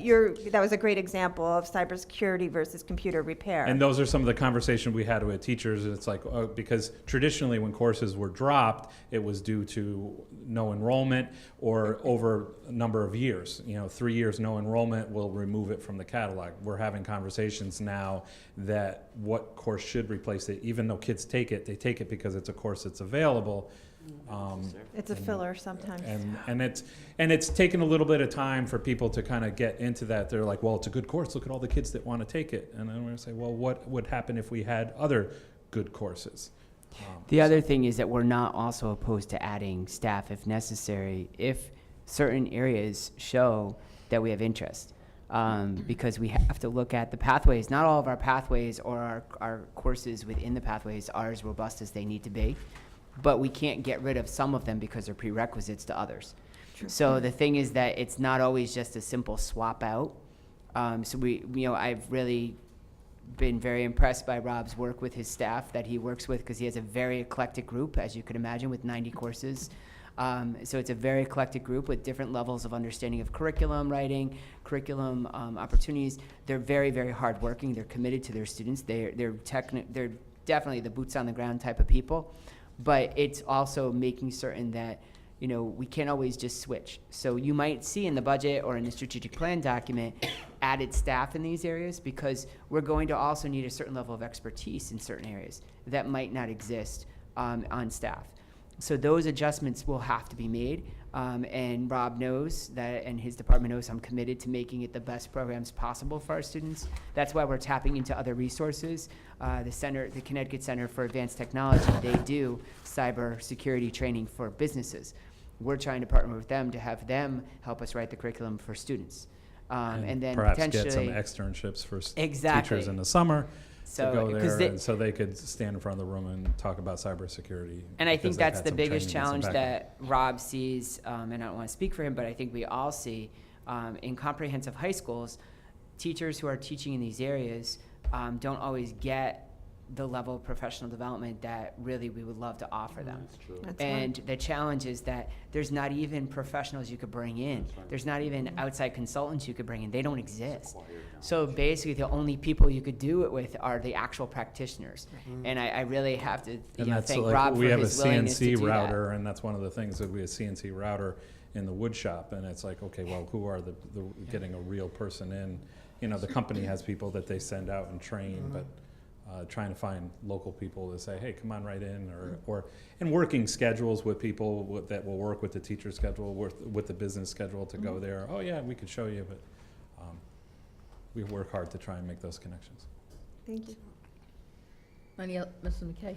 Yeah, I just want to make a comment, Rob. I really want to, what really resonated for me is the idea of whether it's a certificate program or a course, the specific skills that our kids, that flip side of, for our business partners in the community, what specific skills our students will possess as a result of mastery in, this particular, whatever it is. And that really resonates with me because, one of the things that Sal does really, really well in public and state and, and I'm sure you've seen it, really bringing it down to what is a diploma from the Wallingford school system mean? What's the currency value of that diploma? And when you can actually talk about certificate programs or courses or, a direction that a student is very targeted toward that is going to give them specific skills that they graduate with, that's a currency. That says a lot about our diploma and the value of our diploma going forward. And that really, really resonates with me. And I've been involved, with the whole STEM piece and making the town. I've watched you and your group and I've been on the sidelines just, being supportive. I can't underscore the value and the importance of that work and what you're doing. Your group quietly is clicking along, and what you're doing for our town really is extraordinary. So it is unprecedented, the partnerships, and I have to give kudos to our business partners because they are coming and they're committed, and they're, they're not going to waste their time. They'd come once, maybe twice, definitely not 3 times if they didn't see the value, and that, you guys are putting your money where your mouth is, and you're really, committed to developing programming so our kids have this sense of currency with their associated to their diploma and now employable for these companies. And I say this because I know it's redundant for you, but it's important for anybody that's watching that may not know the consistent messaging that you guys are delivering and what you're delivering, and the partnerships that we're developing with the business community is really unprecedented and extraordinary, and really the envy, frankly, because not all communities have that as a resource. But it's another thing to have it, but then to cultivate it.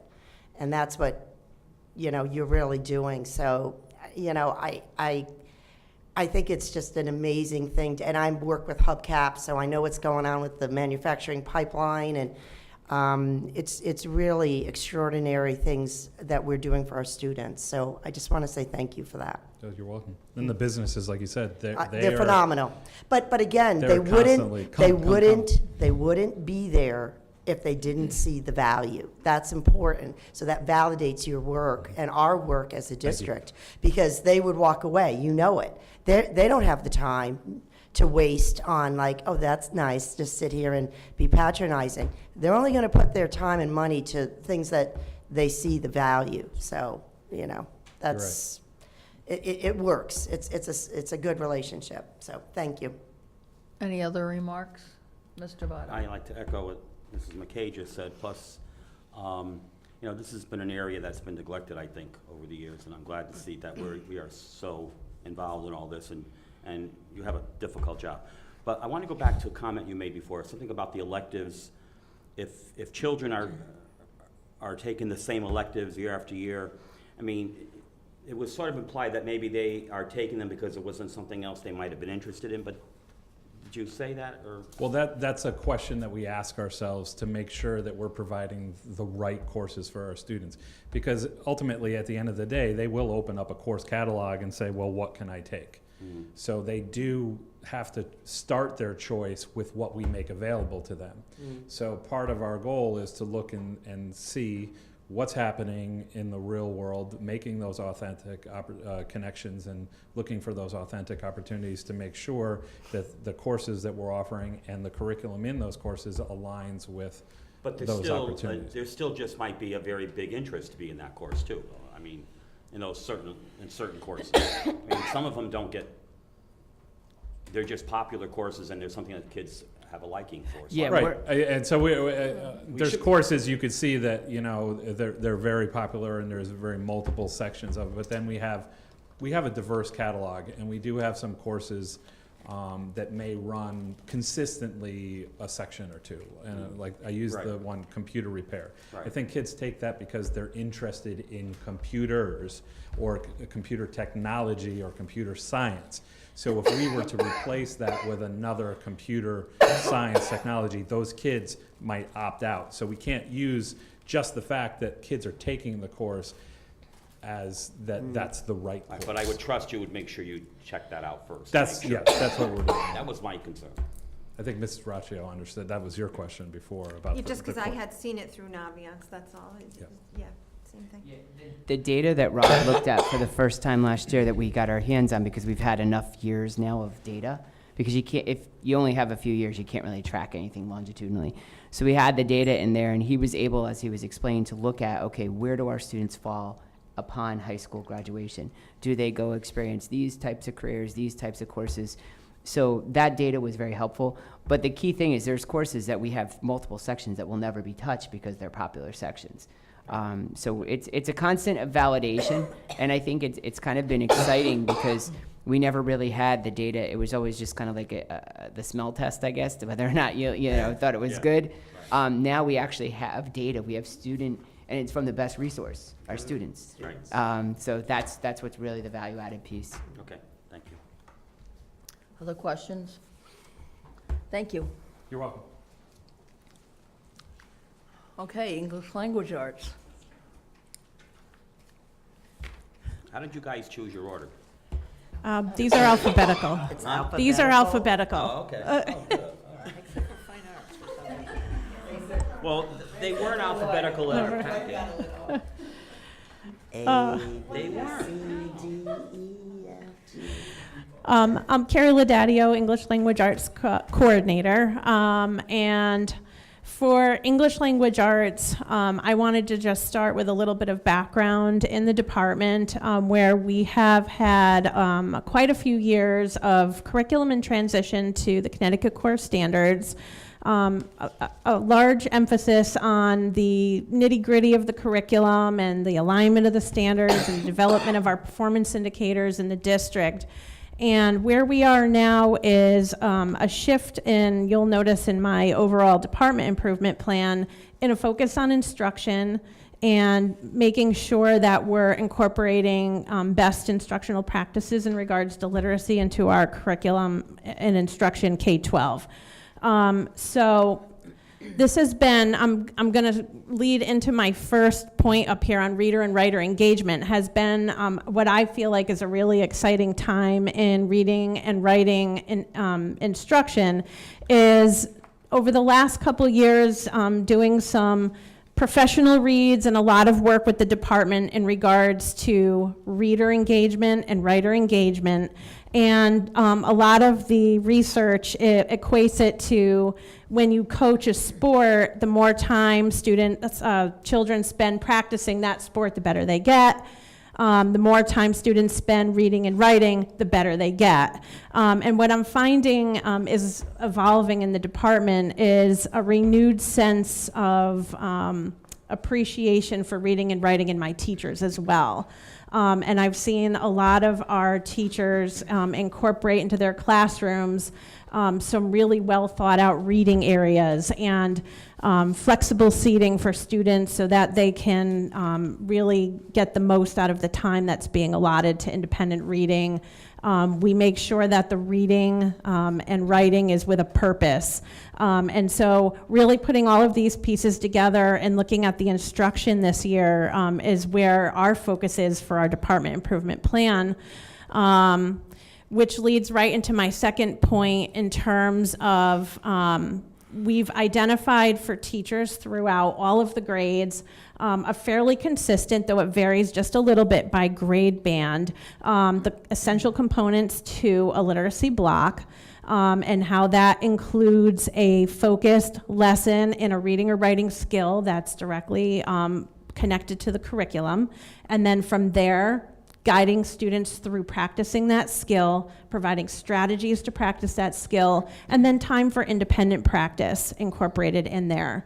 And really working with teachers this year, juggling all of the different pieces to the block so that when students are doing their independent practice, they're utilizing their time most effectively, most prominently through small group instruction or individual conferencing with students. And really helping teachers dig down into getting to know their students more on an individual basis on what they need as readers and writers. And one of the things that I've started doing this year with my coaches is really spending a lot of time in the classrooms and looking at the full time that teachers are implementing their instruction and, you know, providing a little bit of feedback on the different components of the instruction. You know, what are we seeing in terms of student engagement? And that's been a big piece, is we want to make sure that they get through the recommended components to their block so that students have time to engage with choice in what they're reading and writing, and that we're seeing all students on task. So those are the first two pieces there. The third bullet is we developed at the end of last year a scope and sequence in the area of phonics and word work, which I had brought for the board to review back in the spring. And this was an essential piece to our department improvement plan to provide a stronger foundation in those primary grade literacy skills to ensure that all students in K-3 are getting a consistent foundation in reading and phonics and word work so that we could build on that in the upper grades.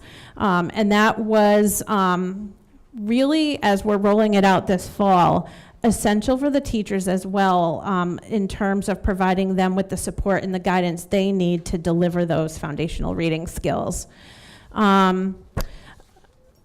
The next point that I have up there is in regards to our assessments that we have in place. And I feel really good about the assessment plan that we have in place in that it's a balanced approach. We have standardized assessment measures through SBA and STAR. We have classroom formative assessments through our performance indicators and IRLA, which is the independent reading level assessment. And we have summative assessment data through our district performance assessments. And that has led to some really great conversations with teachers that I feel like we have not had historically in regards to individual students and what they need in the areas of reading and writing. More and more, especially this fall, I feel like we're off to a really great start.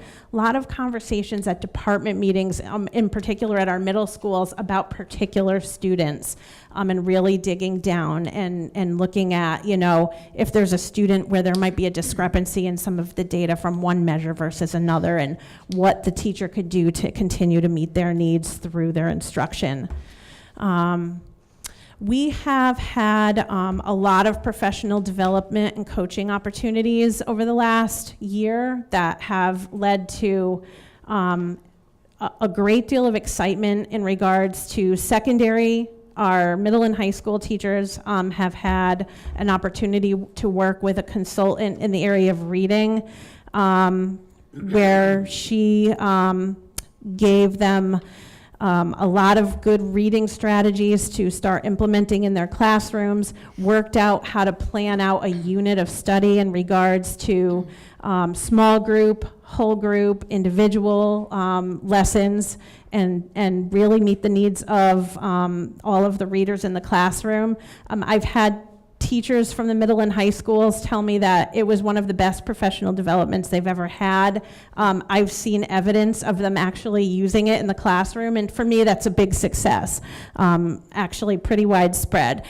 So in terms of professional development, we've had, at the secondary level, even though it's only early October, a lot of success there. We've also had some coaching through our district literacy coaches and American Reading Company in regards to looking at student data and using that data to drive instruction for small groups and conferring.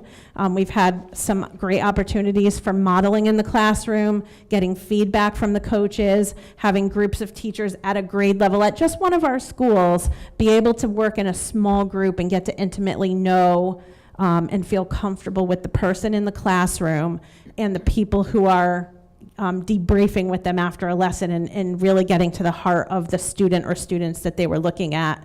And when you work in a district that's fairly large, that's not something that you often come by. And I will say that it has been an incredibly rewarding experience for the teachers and myself and the coaches to be able to do that. This year, we're going to be reviewing our middle school English language arts curriculum. We developed a district curriculum review cycle, and for me this year, it's the middle school. And we're going to really be looking at our department improvement plan and how we can continue to work with the units in the middle school to align well with that plan in regards to quality instruction that matches the literacy instruction that we're promoting. And finally, my last point up here is in regards to community partnerships. This has been something that I feel like has really grown in the last couple of years. I'm going to give a lot of credit to Twitter. We have a lot of wonderful coaches and teachers and just literacy enthusiasts in the community who like to tweet about books that they've read or events that they've gone to or new and upcoming conferences that are coming or webinars. And I'm just finding there's a nice community that's building a lot of enthusiasm, seeing a lot of enthusiasm with our teachers too. And one of our favorite authors that we like to read and talk about in district is Donna Lynn Miller, who wrote the book Whisperer. And she talks about how the adults who are teaching the students to read and write need to embody that enthusiasm for the books and making book recommendations to students. And if a student has a particular interest outside of school, they can think and go right to that title. And I've seen a lot of our teachers really sort of take that on and have started doing things like book selfies in their classrooms where teachers and students are taking a picture with a book they just read and hanging it up to make recommendations to peers. A lot of our teachers are doing, this is what Mrs. Laudadio read last, this is what Mrs. Laudadio is reading next, as a way to recommend book titles to students. I have teachers who have book walls up and they'll just print out a little printout of a cover of the books that they've read for an entire year. And it's just a great way for us to continue to encourage students to read. They see their teachers reading, and they, kind of catch that enthusiasm from the adults that are in their lives. So expanding community partnerships, we've had a really wonderful relationship with the Wallingford Public Library. They have been so supportive. The staff there is amazing.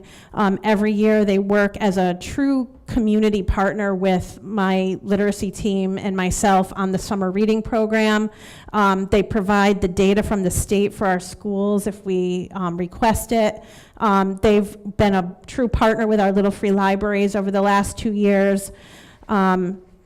And every year they work as a partner with me to bring an author to our grade 4 students in the spring so that, and consistently get a Nutmeg nominee who always manages to bring their love of being an author and how great of a field it is and their journey to becoming a writer and, the benefits of it and inspire a lot of our students.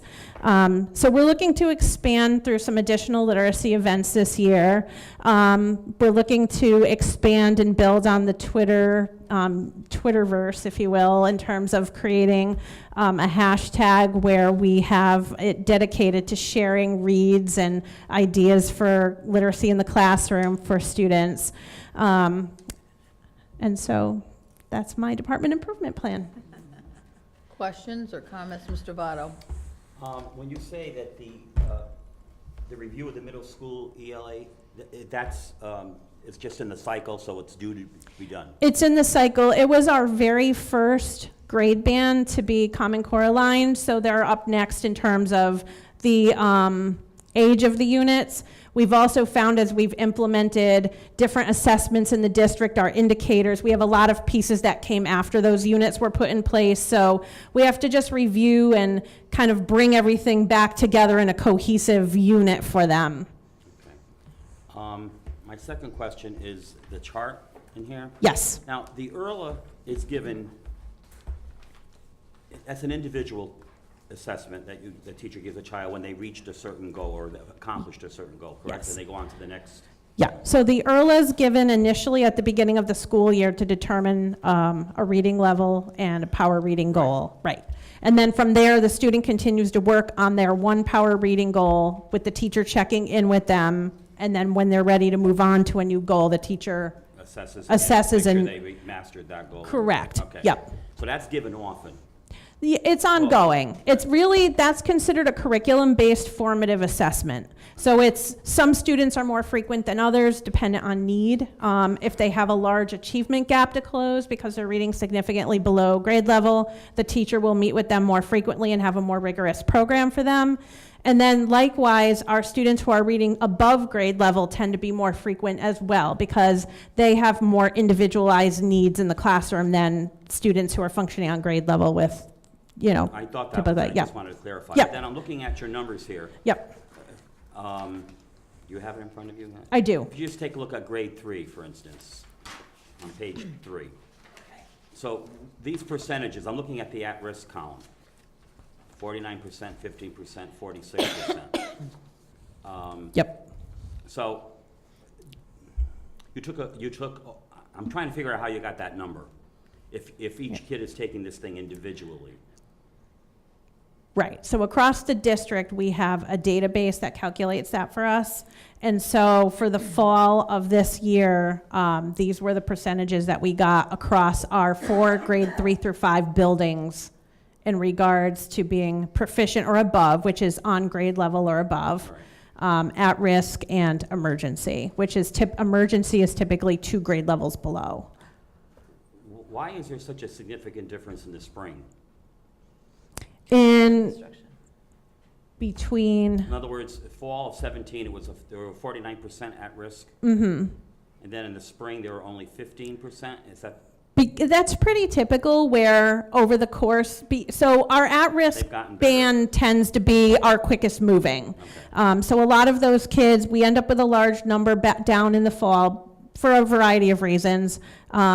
My daughter would say because we're rusty. A lot of people would equate it to summer slide. Between the fall and the spring, when we look at, when I compiled the data, I mean, really, I could put any dates in here, but you'll see that we went from 32% at proficient or above in the fall in 2017 to 74% at proficient or above in the spring. Right. So that's pretty typical. That will have. That's good. That's really where we tend to focus a lot of our energy is on those at-risk students. The emergency students tend to be. They usually have a more comprehensive program with multiple support providers going on with different measures and a variety of strategies. And the fall of 2018 under grade 3, those were actually the kids that came in from grade 2? Correct. Right? Fall of 2018, those were our second graders last year. Okay. Yep. Thank you. Yep, sure. Ms. Purcell? I'm looking at your first bullet there, department focus on reader and writer engagement, and you gave us lots of examples of how to build excitement outside of the classroom, beyond the classroom, which I thought was wonderful, because that's ultimately what we want. Do you have strategies? Are you looking at all baseline in the classroom and how to build more engagement within the classroom? Yeah, in the classroom, we're really focusing on student choice, and the instruction piece is really key.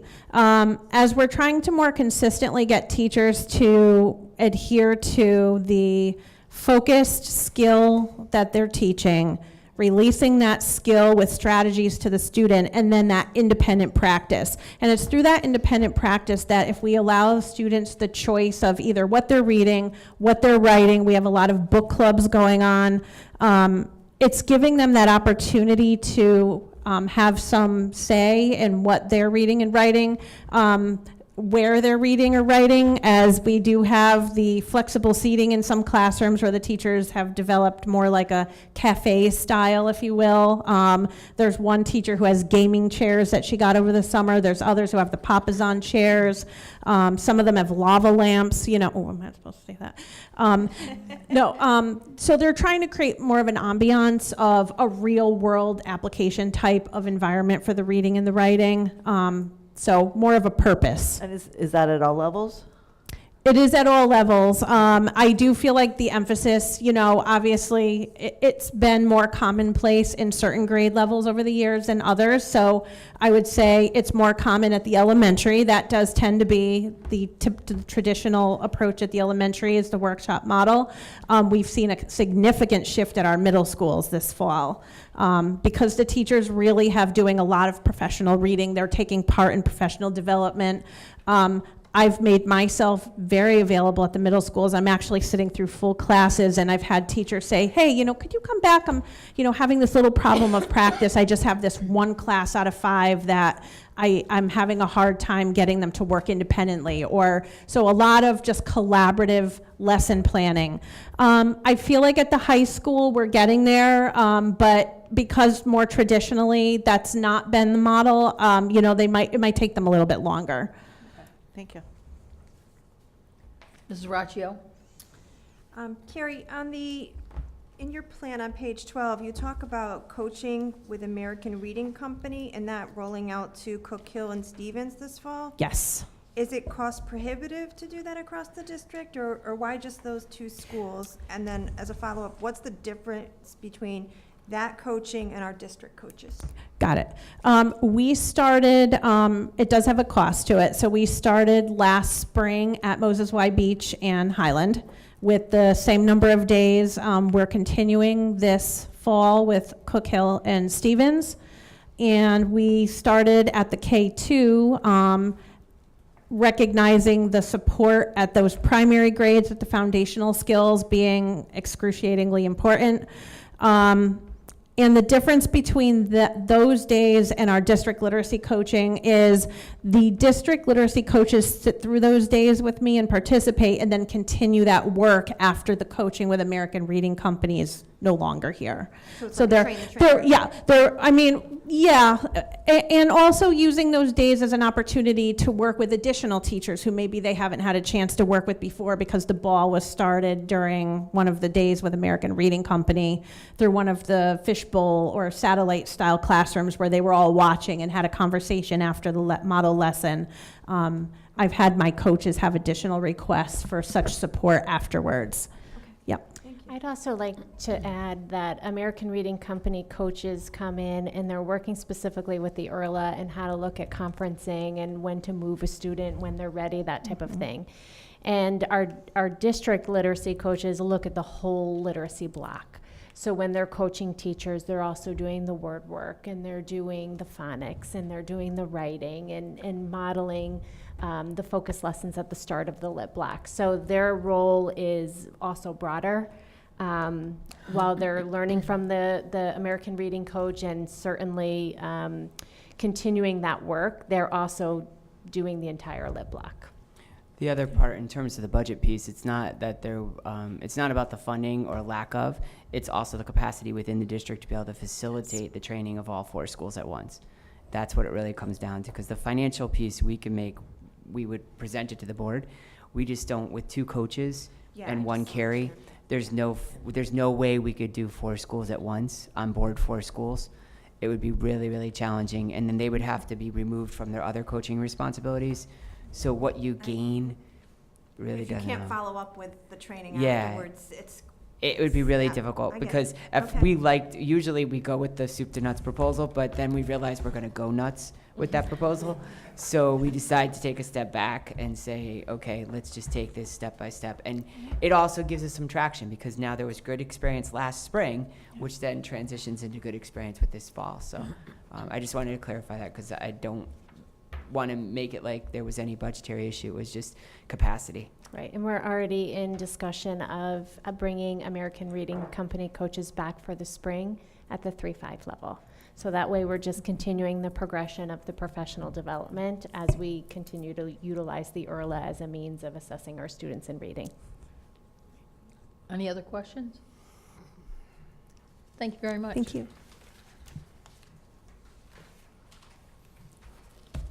Sashi, Mr. Votto was joking. You could really go. You could really go, but I will expect the rice on Thursday. The earlier I leave, the sooner I can go and cook. So if you would excuse me, I'll take leave right now. There you go. Sure,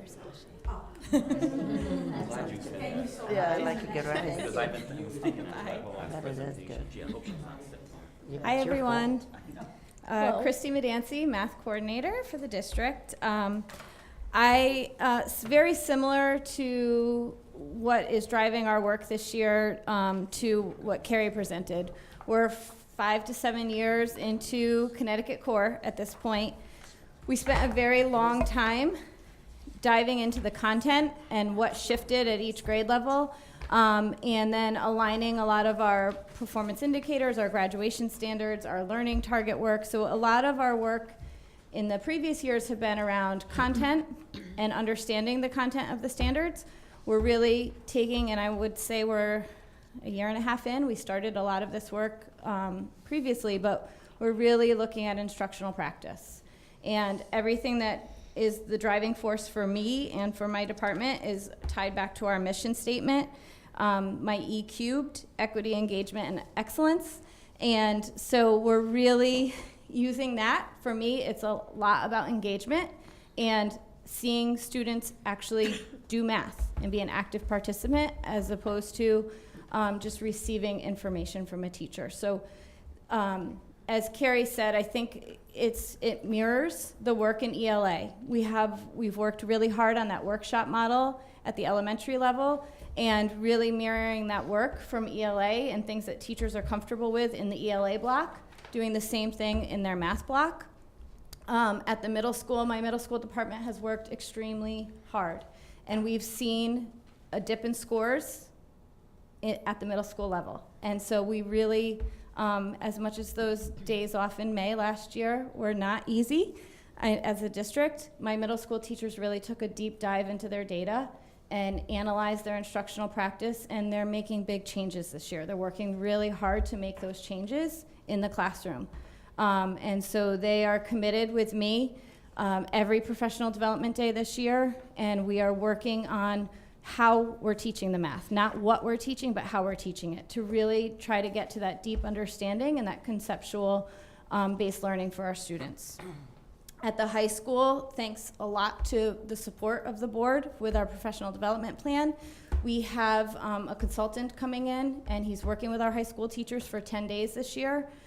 He's already been in District 3 days, and he will continue that work throughout the year. Again, around instructional practice and making sure that our students are engaged, student discourse in the classroom, using relevant tasks, using good tasks that come to rich mathematics, and making it worthwhile for our students at the high school level. I don't work off of reading off slides, so I don't know exactly where I am. Another big piece for us is around, the Connecticut Core. What was always presented to us was getting rid of the mile wide and inch deep. And I think that K-8, there was a lot of coherence in the progression of standards from kindergarten through 8th grade in the area of mathematics. Not so in high school. So we didn't see that really focused content at the high school level.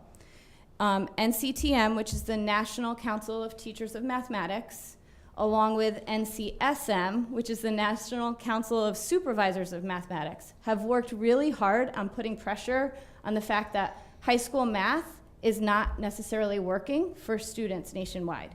And so they did come out with a publication this summer. They're doing a lot of work around catalyzing change at the high school. And so that's going to be a big piece with my high school teachers, is to look at our programming, looking to make sure that what we're delivering to students is important for all students and that it's relevant to students being college and career ready. So some of the skills that probably haunt Mr. Votto from high school math, right? Like Pythagorean theorem or, factoring polynomials, some of that skill work, instead of focusing on just skill and procedure, we're really gonna work on what they need in this world of technology that we're living in. So a lot of the problem solving, the reasoning, and strategizing. So we really have to look at our high school programming and decide what's necessary. And I think it comes at an interesting time with this change in the requirements for graduation. We can really look at our progression at the high school and what courses we offer. Along my biggest focus this year, as I said to you, is my work personally with the middle school teachers. And also that communication piece, I'm gonna really be focusing on communicating the work that we're doing in the classroom to middle school families, because our teachers are not going to be focusing on the use of the textbook as much and as heavily. We want to make sure we have resources in those families' hands to assist their students. I think I pretty much covered everything on there. Similar to what Carrie's work, we have coaching opportunities. I am visiting classrooms on a regular basis at all levels actually. Providing feedback. I have my 2 math coaches at the elementary level that are working hard to do the same. And again, it's always focused on student engagement with math. Questions? Mrs. McKay? Hey, Christy. So I'm curious, that kind of resonated with me about the family piece at the middle school level. So, just providing parents the information may not be enough. They may not be comfortable. You always hear that. People tend to be like either really math oriented or not. And, We can all be math oriented. I agree. I totally agree. I'm math oriented, so I'm in that bucket. But it's self-proclaimed. People put themselves in those categories. Absolutely. And so what are we doing to help those self-proclaimed parents that say they're not math-oriented to not, it's great to receive resources, but it's another thing to embrace it and to be comfortable with it to help their middle schoolers. Right. And so I think that a lot of that comes down to our teachers too, as they're having conversations with parents and reaching out to parents. And we've had a couple of district math nights the past couple of years. Right. And so we really have to analyze what we want to do with that, whether we want to continue that. Those were specific to K-5. Yeah, I was going to say, but those were elementary. Those were elementary. And so maybe looking at that model and offering something at the middle school level is something that we need to investigate. Yeah, because I would like to see us do a better, I don't know if it's a better job is the right adjectives, but helping parents feel comfortable, those self-proclaimed parents that aren't comfortable with math, helping them, because I think that translates sometimes to It's to a the very student. big predictor. The second a parent says, I'm not good at math. Well, that's it. It's an excuse now for a student. Not even an almost. excuse, but it's almost like a self-prophecy You're right. for their children. And so Right. we have to turn that around. Yeah, And I we have to agree. really push that. Joe Bowler's work out of Stanford University, a lot around math mindset. I've been doing a ton of that work, even with my middle school teachers. So our very first week of school, it's all around shifting math mindset with our students. So taking, how do you feel of yourself as a math student? And anything negative, we shred it. And we're going to rebuild that mindset around mathematics. And a lot of my middle school teachers have done that work with the students and have been sharing a lot of that work with the parents. So it is a work in progress. Yeah, I appreciate the idea too of the relevancy piece. I think sometimes in a traditional model of how we teach math, it doesn't always translate into the relevancy of everyday living, but the truth of the matter is we use math every day, all the time, We in do. all components of our lives that people don't even realize. If you think, So, and just to hit on that, not to cut you off, I No, it's apologize. fine. But when you look at the research as to the way mathematicians describe their work compared to the way students of math describe their math work, it's opposite ends of the spectrum. Really? So you have math students, think of it as, I just have to follow rules. I have to come up with the right answer. I have to, it's stressful. I get anxiety. But mathematicians talk about it in this beautiful, Right. wonderful, Finite way. creative, exciting way. And so how can we take the world of school and make it really what the field of mathematics is? Right. And so right. that's my mission. Right. That's a great mission. I'm always amazed even with adults who can't even figure out what a 10% of something is. Just 10% of any number, any number. It's that And- fear. The fear comes up. Yeah, And, I and guess. we, instead of a procedure for figuring out 10%, let's just kind of understand what's happening. Right, right, exactly. Mrs. Purcell? Hi. When you're examining the course offerings for the high school, Mm-hmm. because obviously we're looking at the graduation requirements, who are you talking to or where are you getting feedback from about that? So we are looking at, obviously, college requirements, the SAT demands. We're also looking at state requirements based off of, obviously, a lot of that is, again, from SAT. And then we're looking at the NCTM publications of what they're considering essential concepts. And so we're going to take a crosswalk of those essential concepts that they put out this summer with our Connecticut course standards and the courses that we're offering, and see where we have gaps and what are essential concepts for all students. Did that make sense? Yeah, no, I was just wondering if there was any student input, student voice, parent voice, or even from the business backgrounds, how Rob was connecting. If Absolutely. there's anything in there. Yep, and Rob and I have actually talked about courses where we can maybe team up a little bit, because so much of the manufacturing is dependent on math skills. And so trying to figure out ways that we can work together in that arena. Right, I'm just thinking of the M in STEM, how to Mhm. connect. Okay. The M in STEM is math education. So that's what we're pushing. Mr. Votto?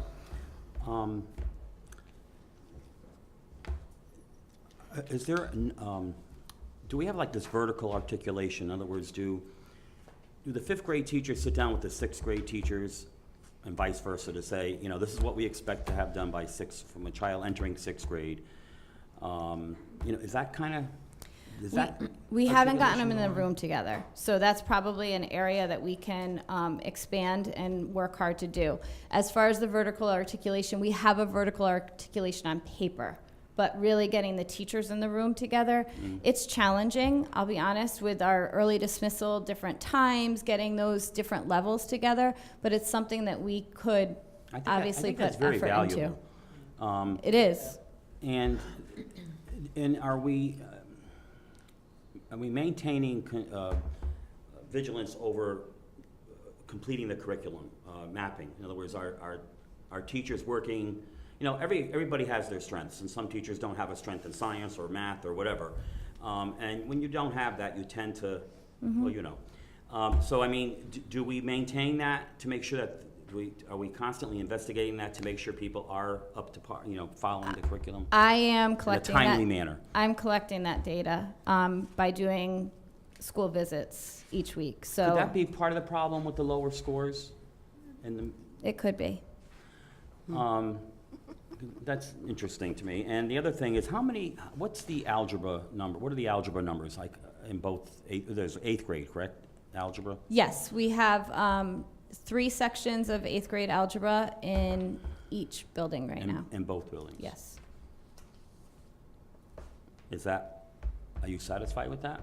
Yes. That's Yes. It's more than we You- had, right? I mean, We go between 3 and 4 each Oh, year. okay. We do. So I think we have 4 7th grade accelerated sections in both schools right now. And so that will lead to 4 8th grade algebras next year. So it fluctuates between 3 and 4. I think we have to be careful.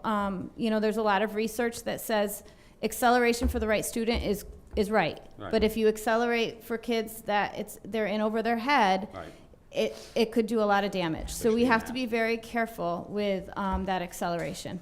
So we do sort of homogeneous, I don't want to say, maybe that's the wrong word. We do have like an advanced, We have an advanced math starting in 7th grade. I think that's a Yeah. good idea. Other questions?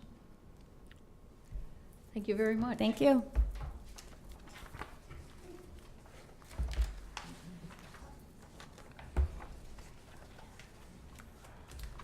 Hi, guys. I'm Laura Klimaszewski, the Director of Pupil Personnel Services.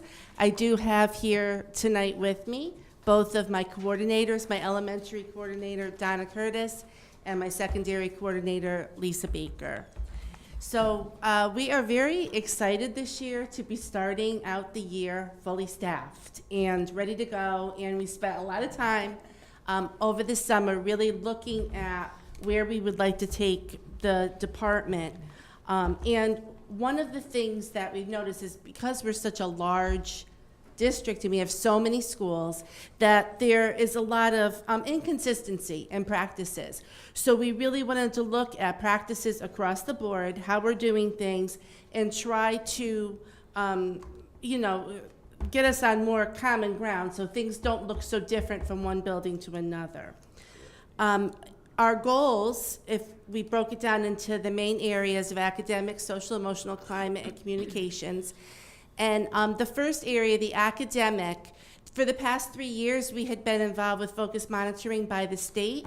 That has now completed, but there was a lot of information gained from that process. And one of the things that we had looked at in terms of language arts is we do a lot of assessments, but we really need to be looking at our error analysis and look at the tests and what kind of skills do our children need to learn and what is their learning style. And not everyone learns the same way, so how can we improve what we're doing to be able to really bring up some of our reading scores with some of our children with disabilities? And this even is extending into the tiered intervention. So the scientifically research-based intervention, SRBI, those are the interventions that are taking place with children prior to being recommended for special education referral. And so we really were even talking about, what are we doing for targeted instruction in each of those areas prior to recommending a referral to special ed. So does the child have difficulty with phonics, with fluency, with comprehension? And are we really giving a good targeted intervention to really hit that skill? So those are some of the things that we would like to look at. And then from that, look at what other programs are available. So we do use the Spire a lot, and it's a great program. But it's also not the right program for everyone. So what we've done, last year we were able to have 5 teachers in district trained in the Wilson Reading Program, 3 in the Orton Gillingham program, 2 in the Linda Mood Bell program, and then also we've been attending regular trainings on assessing dyslexia and how to treat that. So I would like to continue to build our pool of resources and look at different ways that we can really offer a specific program that a child might need to attack their weaknesses in this area. One of the ways that we can really help children access their education is through assistive technology. So last year we were very fortunate to be able to bring the State Department of Ed and CERC in and work with a group of people that volunteered to be on our assistive technology team. And over the year, they received their training, and now we have created forms and protocol to go forward. So if a child in district is having difficulty accessing their education, we can turn to the assistive technology team, have them go in, do an observation, and possibly recommend some different tools and strategies that can be used with any child that might need it, special ed or not. So we're really looking to build our tools, our assistive technology tools, what's out there, and the apps on iPads and whatnot. In the social emotional area, as you know, last year, this was a big focus for us going forward this year. We were very fortunate with your support to be able to put a full-time social worker and psychologist in every building. We were also fortunate to be able to bring our own BCBA on into the district. That's board certified behavior analyst. She went for specific training in how to attack behavioral issues, collect data on plans that are in place for a child, and then analyze that data to tweak the plan. So we have our own BCBA, and she is leading what's referred to as our bridge team in district, and that's our team that is kind of going into the elementary schools and looking at behavior issues that might be occurring either for a child with special ed or in regular ed at this point, and trying to figure out ways to address that problem. As a result of this, we have learned that we really need to provide a lot more training in the area of mental health. So in the area of de-escalation, so how to calm down what's going on, how to do functional behavioral assessments and to write behavior plans based on those assessments, reinforcement schedules and setting them up for children, and then social learning. And some of that is already going on in our district with the second step, and we also have Superflex that's used in some of the special ed programs. But we really felt that this is a big area to really focus on. Now we have new social workers and psychologists in the district. We need to provide them with the training in these areas. So we are going to be taking some, using some half days and trying to provide like the psychologist part of the day, the social workers the other part of the day, and some of this training which will help them. And then in addition to that, also offer some training for the classroom teachers to help them with the de-escalation and how to implement a reinforcement schedule and a behavior plan and to collect data on it in the classroom. As far as the climate goes, our big focus this year is on our preschool. We are looking at team building within the program and also to do some instructional training for them. We have, for a lot of our children, for a lot of the parents, this is their first experience with special education. So we felt that it was really important to have a really positive, welcoming environment and to be able to have the parents feel comfortable and secure coming into our district. So one of the things that we are working on is with our welcome packet, but then in addition to that, there's going to be a supplemental part explaining the PPT specifically for preschool parents so we can go through the process with them. We're also working with the pre-K teachers on discrete trial instruction, which is a one-on-one way of instructing that some of the children need, and we provided that training already this year.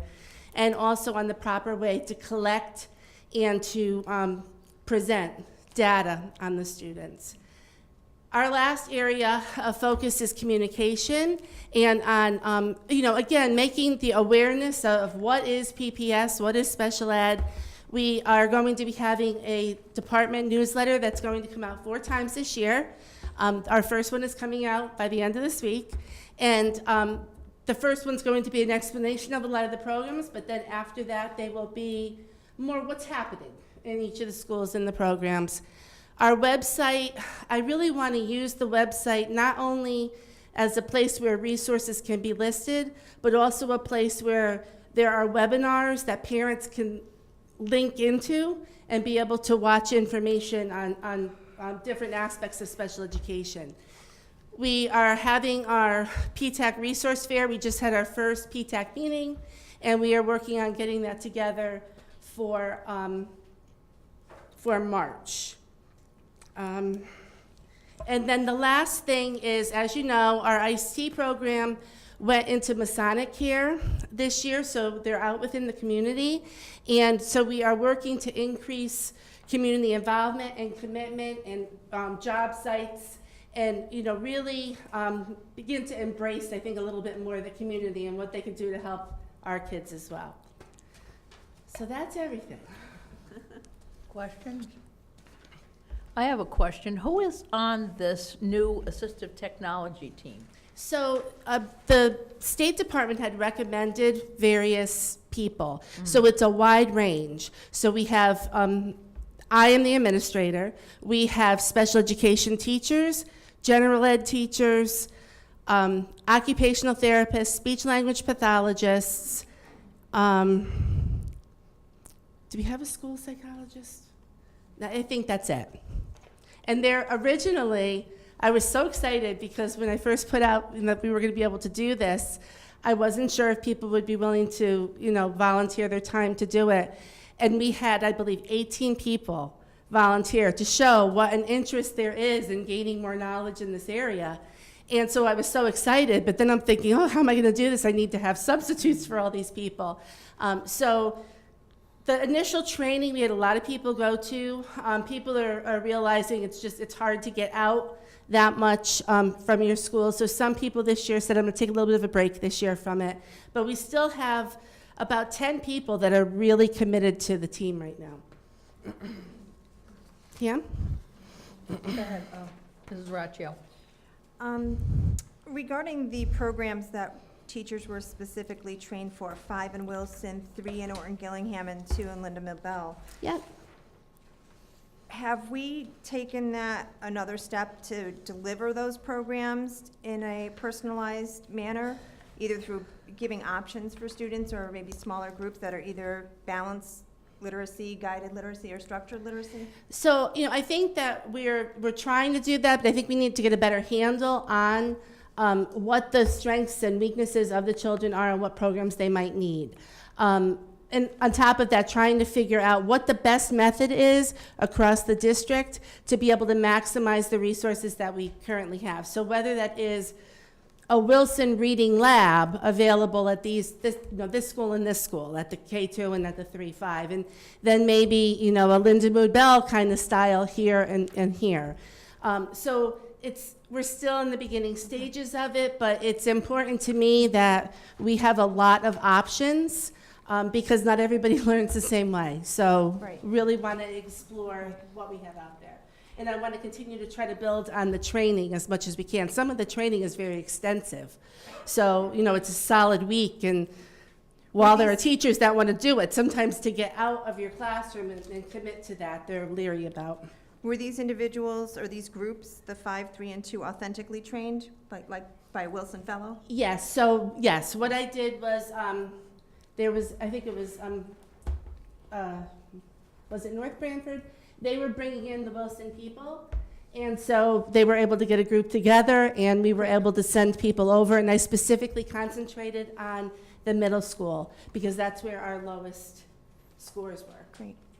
And then regarding the intervention, do we have any plan to revisit the transition plan for students who actually exit intervention? I saw little bits and snippets on intervention, but I worry about the students who keep going in and out of intervention every year as we see the scores, not just the summer slide, but. Yeah, so that's a great question. I think that we do have some work to do in that intervention area, both with targeting the skills that the child might need, and then also monitoring it.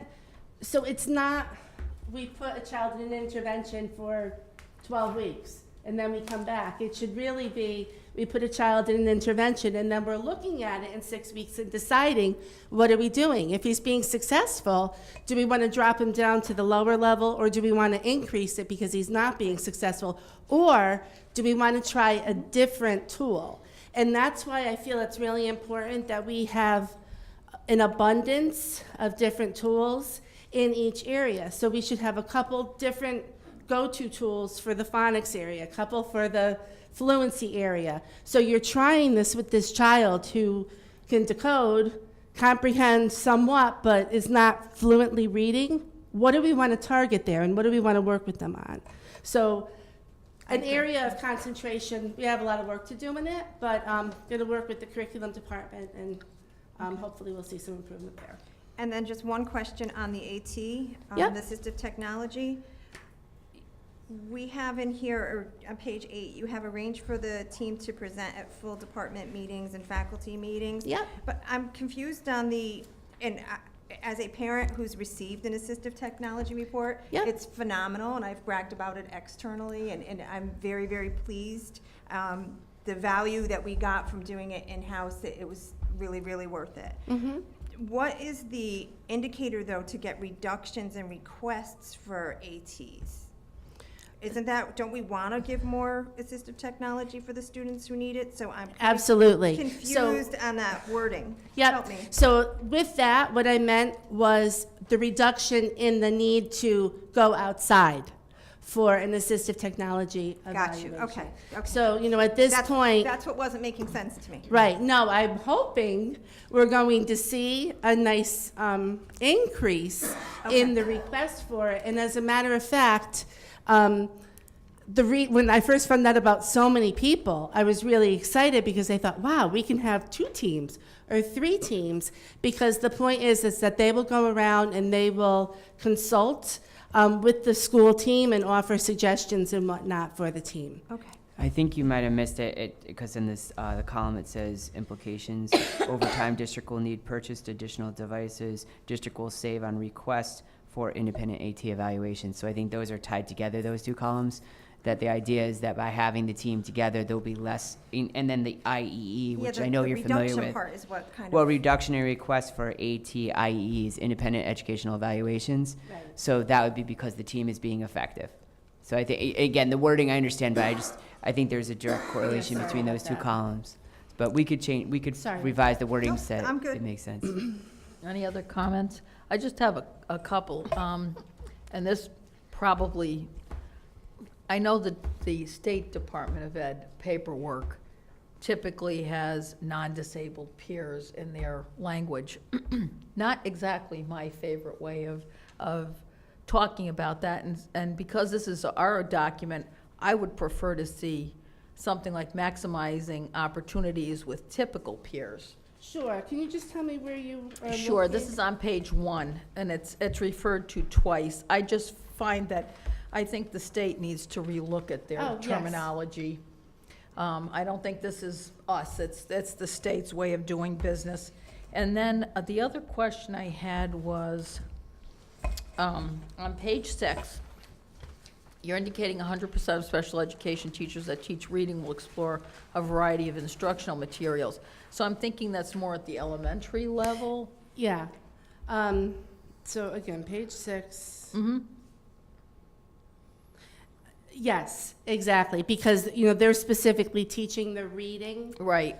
We might have small groups of students at the upper level that are receiving that intensive instruction. But it really is what I was talking about exactly before with the expanding on the resources and the tools that we have, making sure they're targeted specifically to what is that child's weakness so that we can move the child along. Now, what about students that are still continuing to have issues in the middle and high school levels, especially the high school, where you have an English teacher that's teaching the content area?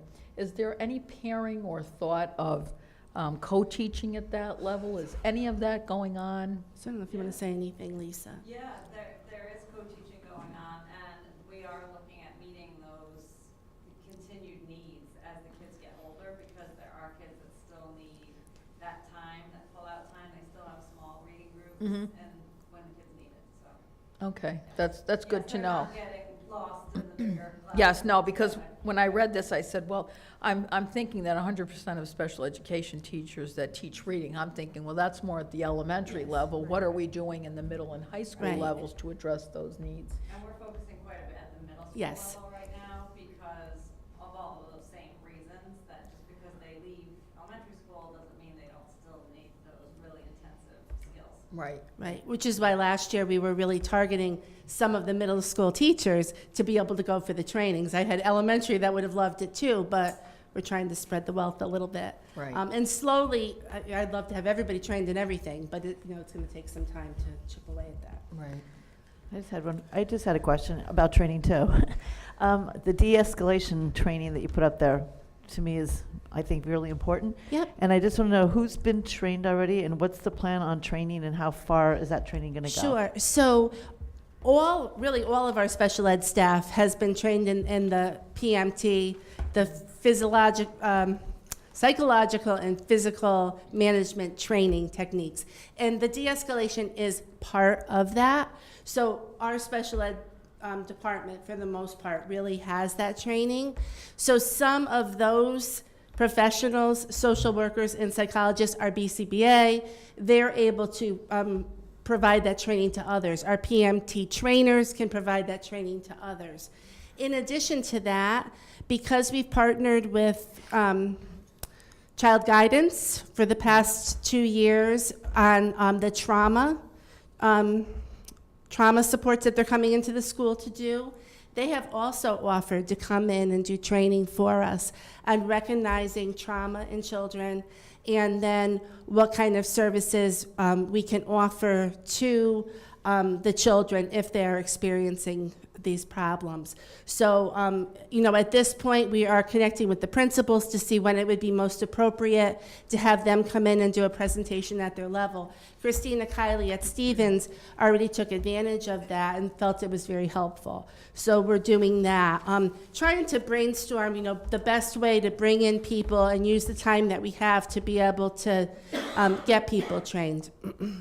Okay, so you're looking to go to administrators and then possibly classroom teachers also, or no? Or just staying with special ed? No, we definitely would like to go into the regular education, especially for the de-escalation and also for the implementation of behavior plans with Fidelity and how to collect data on them, and do that while you have a full classroom of children there as well. So Our plan that we're going to be sharing with our administrators, our elementary people on Thursday, is that because now with the added resources at the additional full-time person or part-time person, because they were sharing, we're looking to do over a 2-week period, train social workers and psychologists first, to make sure that they get that skill, because we do have a lot of social workers and psychologists that are new to our district, and maybe come with varying knowledge levels. So those are our first line that we like to train within, and our goal was hopefully by November 1st, the first week of November, to get that group trained.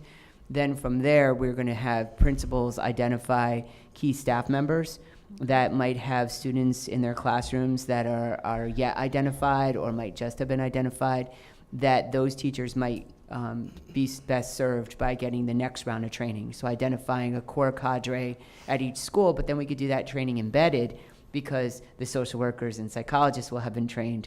So now we don't have to remove the staff. We could do embedded PD at that point. So we figured we could remove the social workers, psychologists, do that centrally, because there's always going to be somebody at the school. Because now that we have 2 full-time people, we won't remove both of them at the same time. We'll do social workers first, or psychologists, whichever way, alphabetically or not alphabetically. And then we'll be able to have 2 people in staff, that they could do it much more efficiently. But our goal would be, ultimately our goal, and it's probably an aggressive goal, but our goal would be that most likely by Thanksgiving or the latest, the winter holiday break, to have the training of those key social workers, psychologists, easy, but then start paring it down and getting it down into the staff in the classroom level, at which time we'd also pull in if there's paras in that class. So now you layer the para support. So now you have this really, truly robust process of getting that support to the appropriate staff members, and most importantly, to impact the students in the most positive way. All right, thank you. Any other questions? Well, thank you very much. Thank you. Okay, science and technology. Welcome. I'm Kate O'Donnell, Science and Technology Coordinator. I am going to try to keep it to the 10 minutes, I promise. I know it's getting late, but we're getting later in the alphabet, so it's a good sign. Sorry, now to say it. So if you just look at the first bullet, transitioning to next gen science standards, it's one little bullet, but it's a huge change to what's going on in the department. So over the last couple of years, all of our curriculum documents, except for, we have a few electives that were about half done, or some are like 3/4 done. Everything has been revised from kindergarten all the way up through grade 12.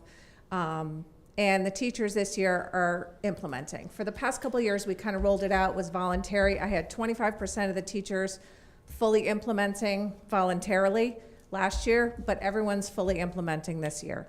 And it's more than just doing a new unit, doing a new topic. It's a huge instructional shift for teachers.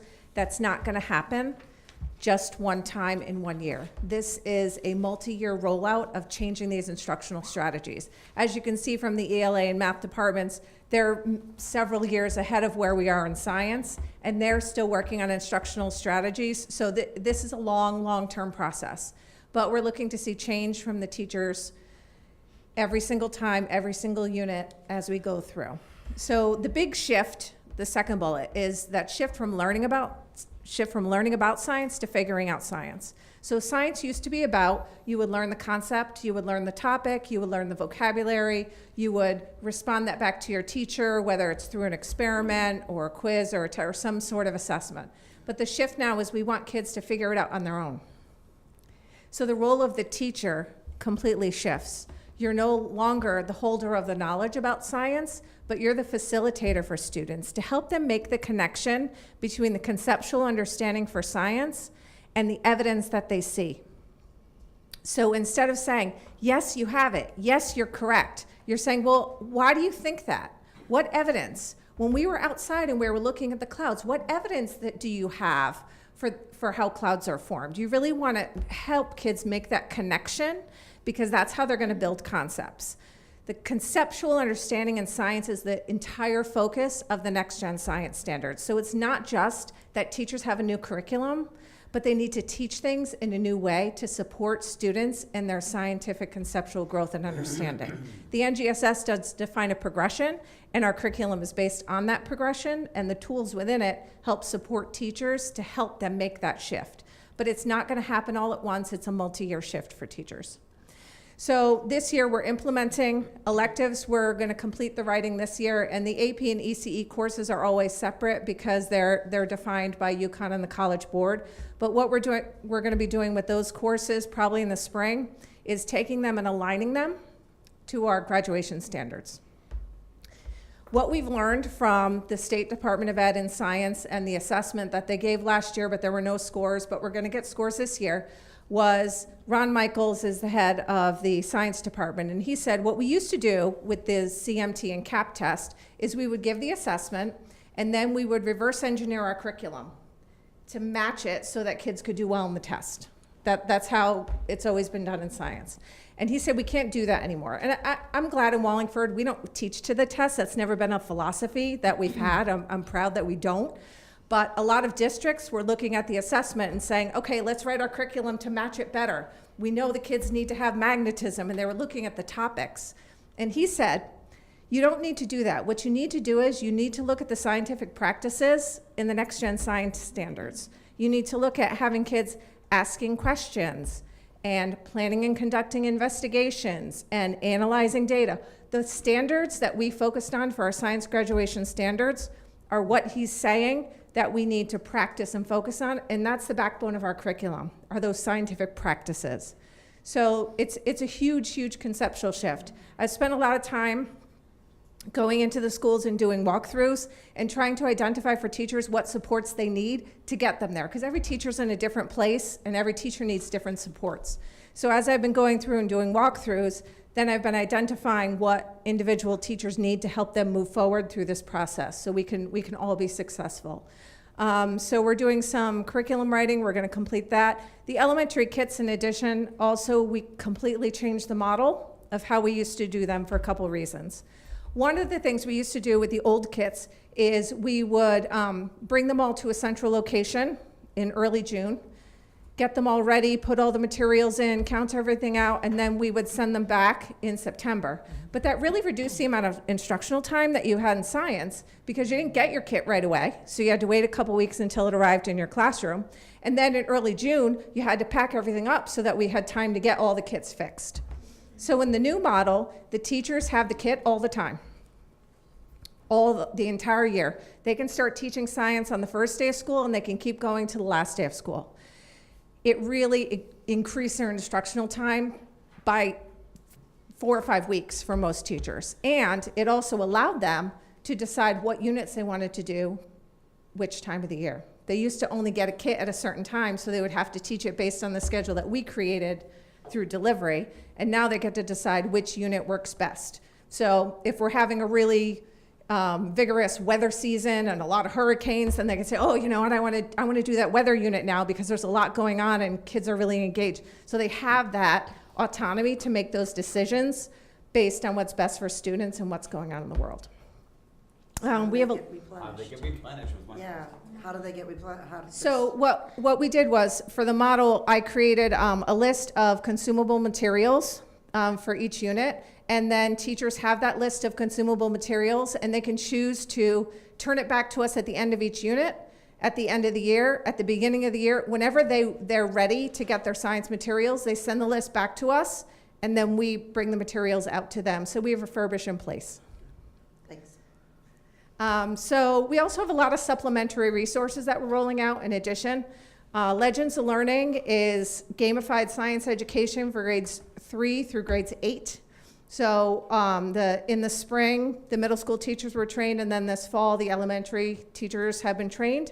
And so they're using it to differentiate instruction for students in the class. It's not meant for whole class instruction, but you can set up playlists based on, this is what we're doing in the NGSS. It's all completely aligned to NGSS. And then the kids will go through, and you can limit the amount of time. You can make it homework. You can make it over the weekend. And the teachers who are using it for instruction think it's a phenomenal tool that really helps support the Next Gen Science standards. We're also using exemplars. They came out with a new NGSS exemplars for science. I know we've been using them in math for a while, but they are performance tasks that are grounded, written for the NGSS, not just aligned to it, but they took the Next Gen Science standards and wrote the exemplars for the Next Gen Science standards. So there's 70 to 75 for each grade band. So there's a K2 band, 3-5 band, and a 6-8 band. And what teachers are doing this year is they're choosing, so I made an alignment grid. These are the ones that would go in this unit, these could go in this unit, and then teachers are choosing and then giving feedback on the ones they think would work best. We're looking at this as a model for how we might do benchmark assessments going forward using the exemplars. Mystery Science is a K-5 additional tool that goes along with science, and they are lessons and videos, and we have all the materials already set up. They're special Mystery Science kits that the teachers can use. They find them really engaging. So in the past, teachers would do it on their own, and they would do it during enrichment time or flex time, or they do it as a club. And now they're really seeing that connection to the new science curriculum. So they're using the Mystery Science lessons within their science lessons to help enhance that for students. In the middle schools, we also have Science Flicks, which the library media specialists are using in collaboration with teachers to help students access information about science. That's a Scholastic product. And the Discovery Ed streaming service, which we've used in middle school, we expanded to the high school this year to allow them to have additional resources for the Next Gen Science standards. So we're not just science, even though I've been talking all about science. We're science and technology. We were able to add information technology to the middle school unified art schedule, and she's been working with the TechTrep software that you guys have heard about. So she's been using programming foundations with 6th grade students, and then the 2 different Minecraft courses with the 7th and the 8th grade students. To really get them into the coding. They're using Java in 8th grade. They're modding the Minecraft app. They're really going to be doing some very exciting things with coding in the middle school this year. I also have elementary infotech who have a curriculum, so we're going to be implementing that, continuing to implement that this year. STEP in the elementary and middle school. And the middle school capstone. So all of those are encompassed under the Science and Technology Department. And then there's Operation STEMtown. I'm sure you guys have heard a lot about Operation STEMtown, but For the really unique thing for this is there are a lot of districts, when I go to our district events or talk to other people in the state who have similar jobs to me, they talk about, well, I have a STEM teacher and we have a STEM lab and we do a STEM thing, but they're really talking about like something that just happens in the classroom. And for us with Operation STEM Town, it's not just about what happens in the classroom. It's a really authentic connection to the community, to the town, to the manufacturers, and to the families. And it's really a very unique approach to how we're incorporating STEM.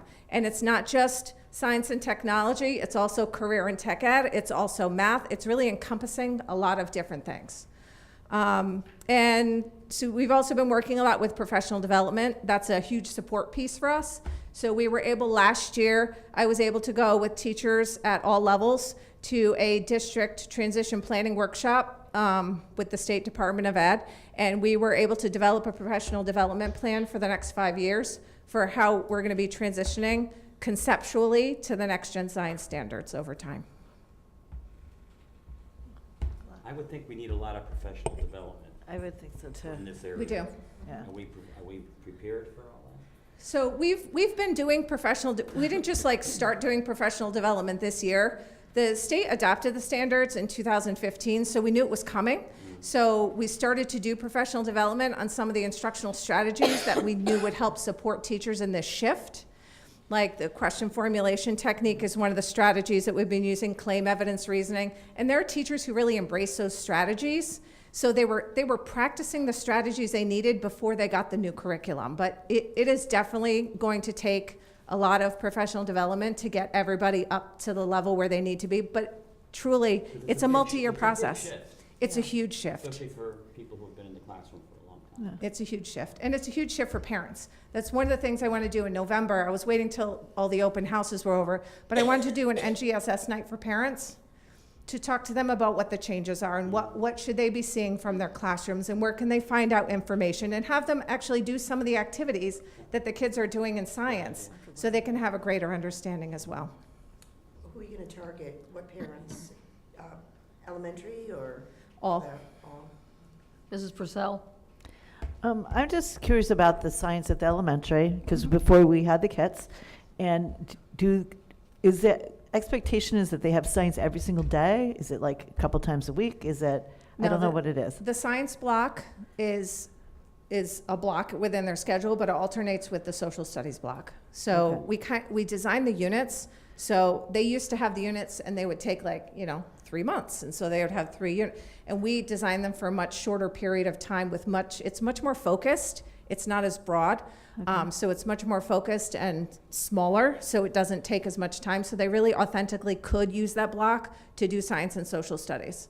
But I'm also, Carrie Laudadio and I are also going to be working on interdisciplinary units. And Christy and I had talked about that because we have analyzing data and measurement in both of our subject areas. So it's not like a discrete science time when I have to do that.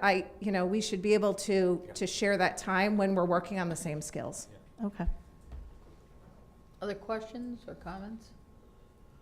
Thank you very much. Thank you. Just nice job of the STEM too that's been going on. Okay, social studies. Good evening. Mr. Francesi. Mr. Francesi, that's right. Jim Francesi, Curriculum Coordinator for Social Studies, Art and Music. We'll start with social studies. And some of what I'm going to tell you really applies to all 3 departments because they're all experiencing an awful lot of renewal. And it's very appropriate that they are.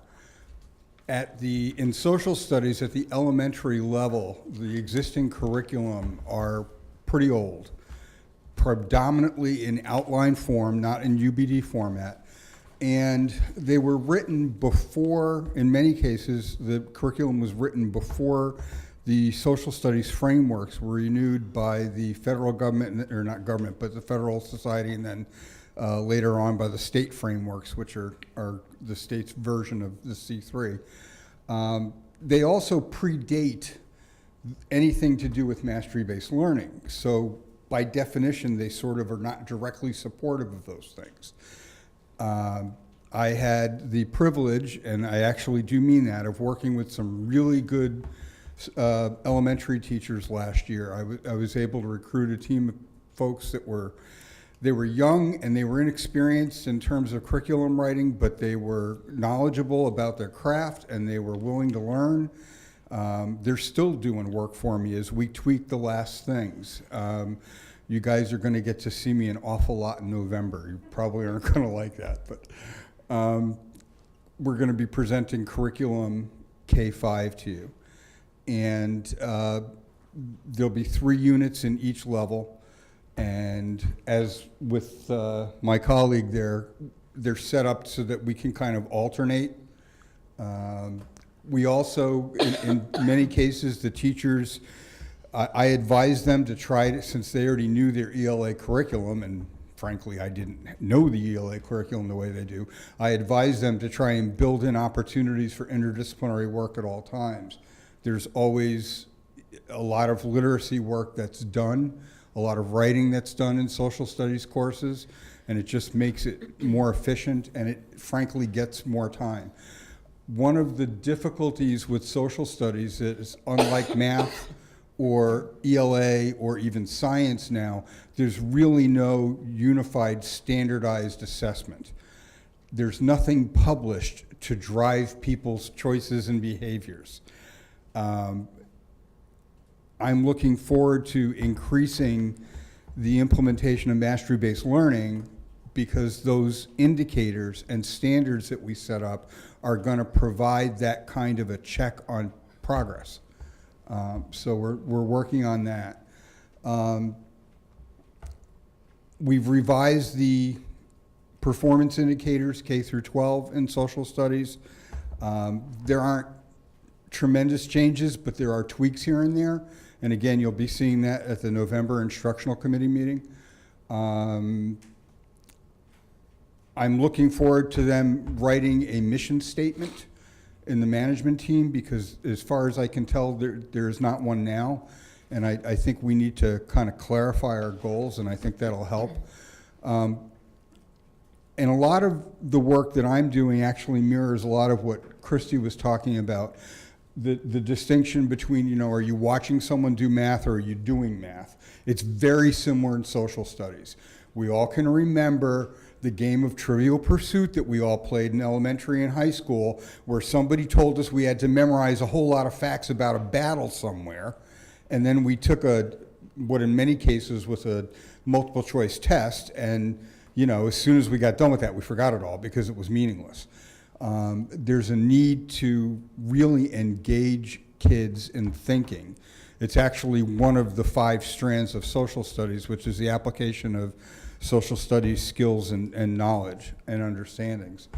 I've been going through classes at the not the elementary level, the middle school level and the high school level pretty frequently since we got back to school. And I'm seeing some things that are really encouraging, and I'm seeing some things that need some adjustment and some work. So I give them some pretty targeted feedback, very specific. I make a point of citing a number of things that are of value and going well and that kind of thing. And then I'll ask them questions like, you know, what would happen if you did X instead of Y? And just try to prompt some thinking.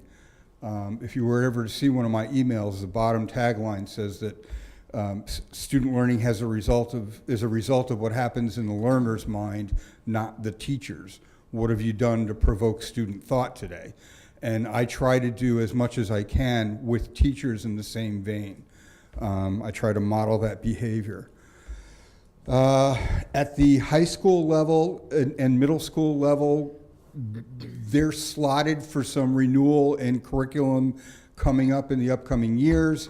I had a meeting with my social studies department chairs at the high school level, and right now they're looking at revising U.S. history curricula and sociology. So I'll be budgeting for that this year to do it for next year. In the meantime, right now, we're trying to get them focusing more on active, engaging instructional practices, which in this case got them really working a lot this year on inquiry learning techniques and branching from there to other things. And just a shout out, the department chair people and the subject area coordinators at the middle school level, because of the work I'm doing with art and music, are really taking the lead on handling the professional development for me. And they really are doing a good job, and they're working hard, and they're performing a really important function. When you've got people like Rob and I that are have multiple departments, it gets really hard to figure out how to split yourself up. They're making that better for them and frankly better for me, and I'm grateful for it. Let's see.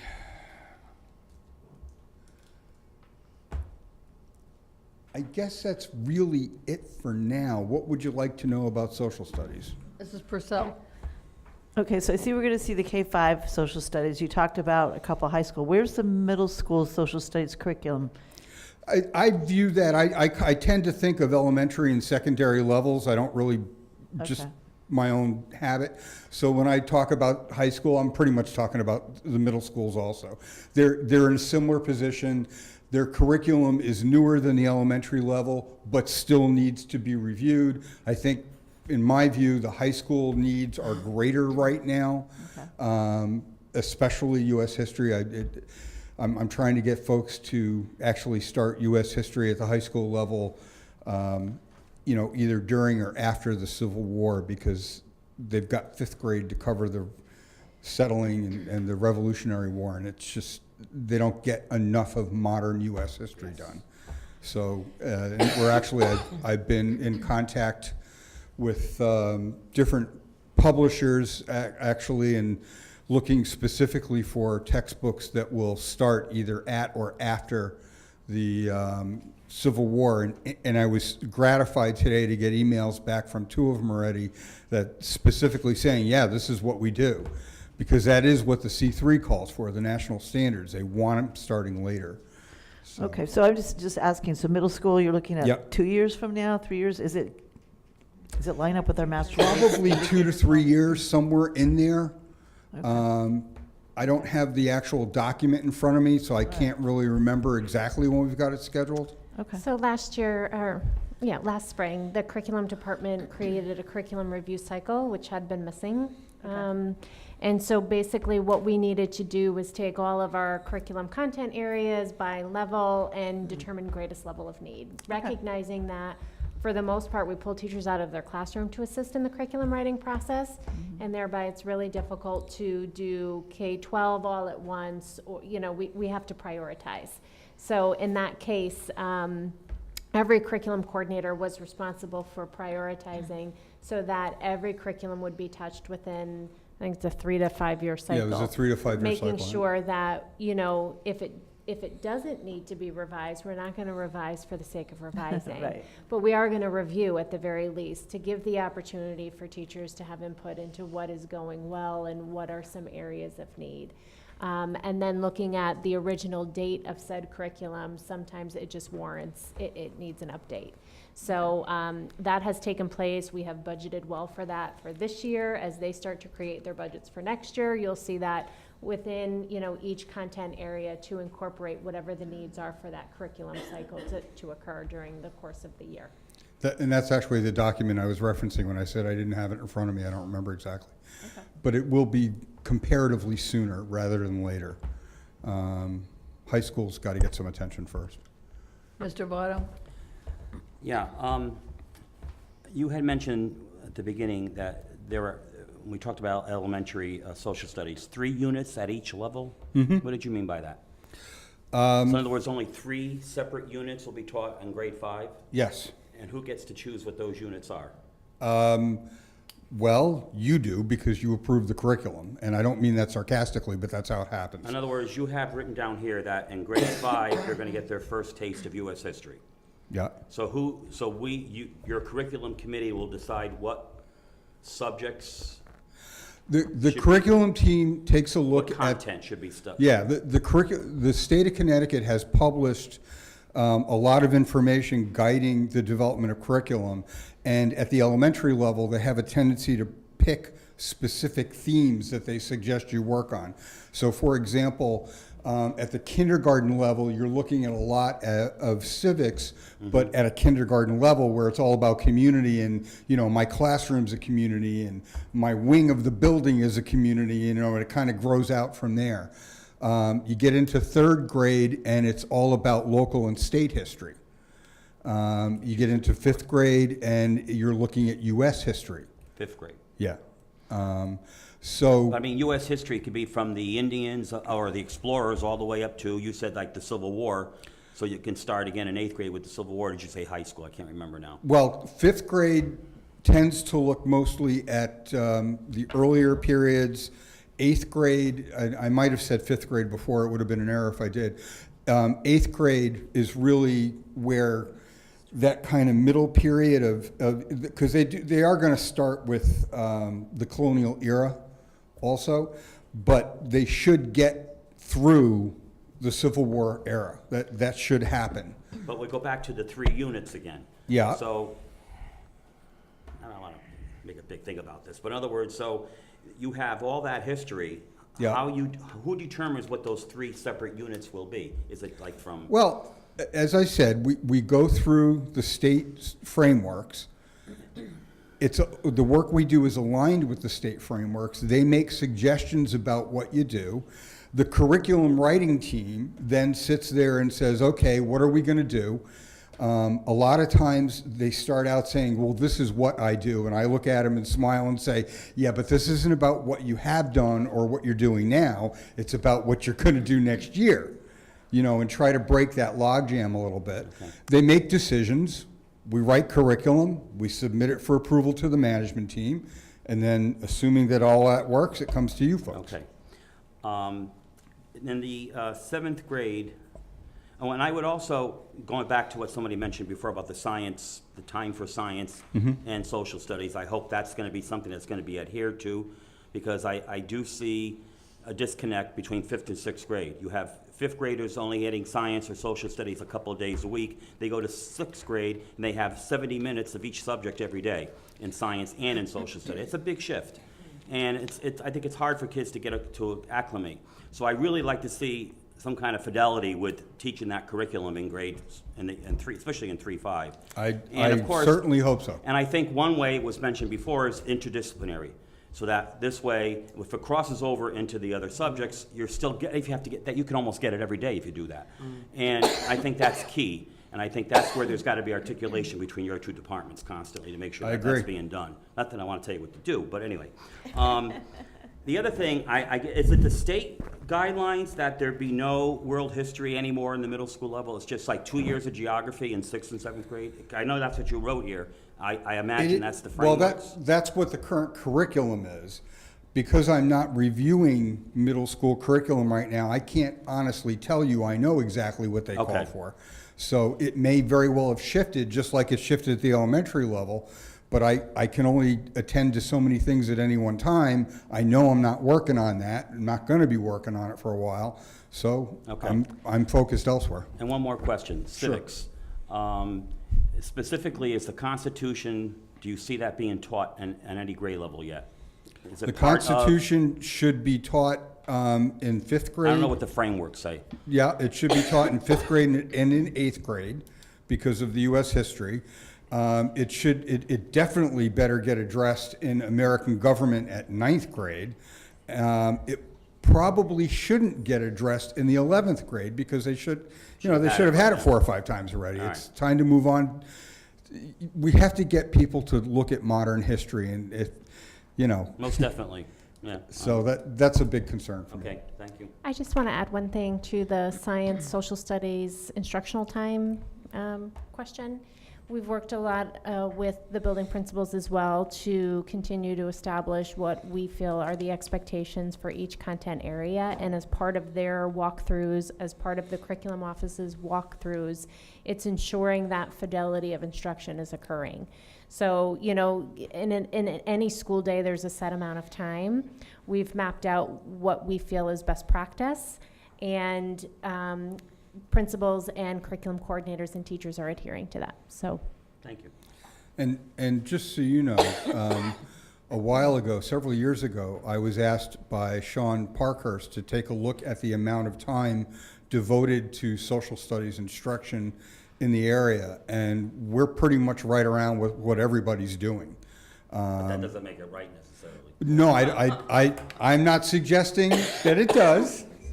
But, you know, it becomes an issue because literacy and numeracy are really important, and as such, they get more time. Science. So is social study and science. Right. Which I have one more question, and maybe this is for Carrie. I don't know what the practice is now, but at one point, kids were being pulled out for services during that social studies science block. Is that the time they're still being pulled out? So every building, you know, has a flex block, ENR block, they all call it something different. RNA, But that is the first and primary block of time that we utilize for services, whether it's intervention, STEP, instrumental music, speech and language services, or otherwise. Okay. There are rare occasions that a student is required to visit many teachers during that time, and there isn't enough time. We try to make sure that it's not every block, but we do dip into it on occasion. Okay. And is that the only block that we dip into besides the RNE? No, not necessarily. It really, what we try to do is make decisions that best fit that student's need. So dependent on the student and what their need is, we do look at all options, and we try to make the best choice, recognizing that there are only so many places we can go to provide the level of service that we need for that particular student.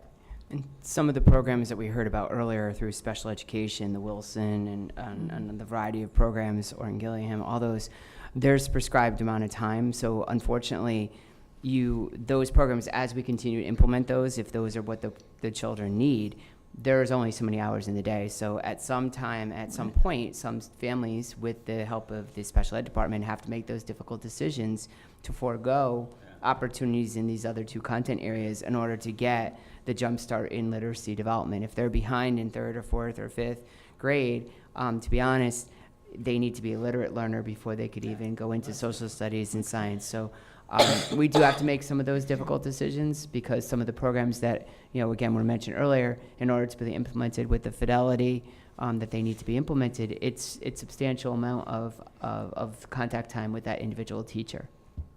So no, I'm just, you know, just a No, concern it's- yeah. that you already have half the time being split between two disciplines, and at that time's also the time that they're pulled out. I'm just concerned that everything's getting done. It's like any other resources in schools. There's never enough. You can always usefully use more. Any other questions on social studies? All right, are you going to go on to fine arts? I think I am. Okay, fine arts, like I said, a lot of what I'm going to tell you is very similar. In the art department, they have not had a fully articulated UBD unit written, as far as I know, ever. There are course outlines for curriculum, but that's about it. And similar to social studies, there have in recent years been new standards adopted both nationally and statewide. The state actually just wholesale adopted the national standards. But none of what we've got is designed to support those specific standards, nor are they designed to support the course standards in art and music that we have, because they all predate those things.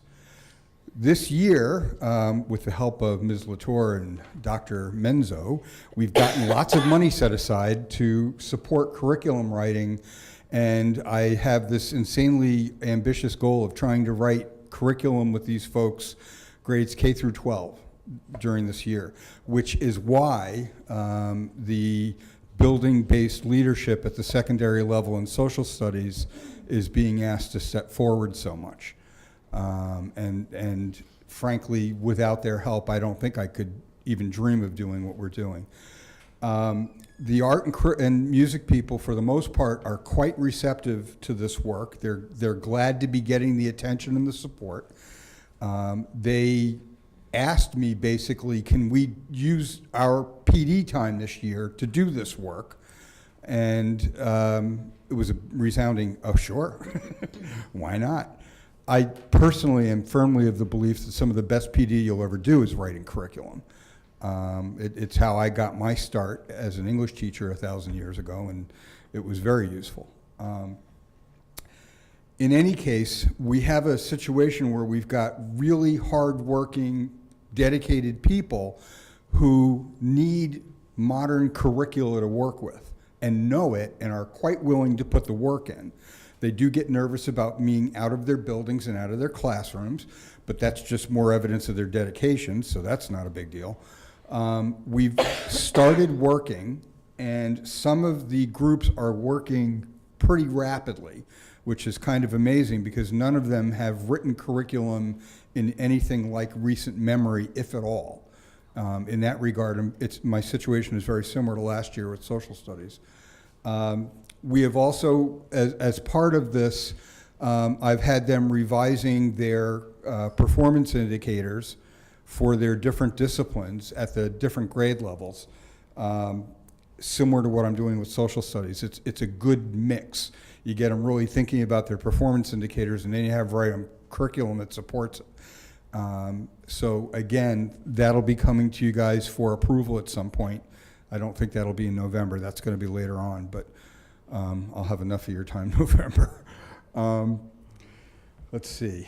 I'm not sure quite what more to tell you.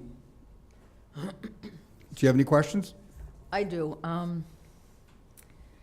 I'm back on something that has come up in the past with regard to identifying gifted and talented students. Okay.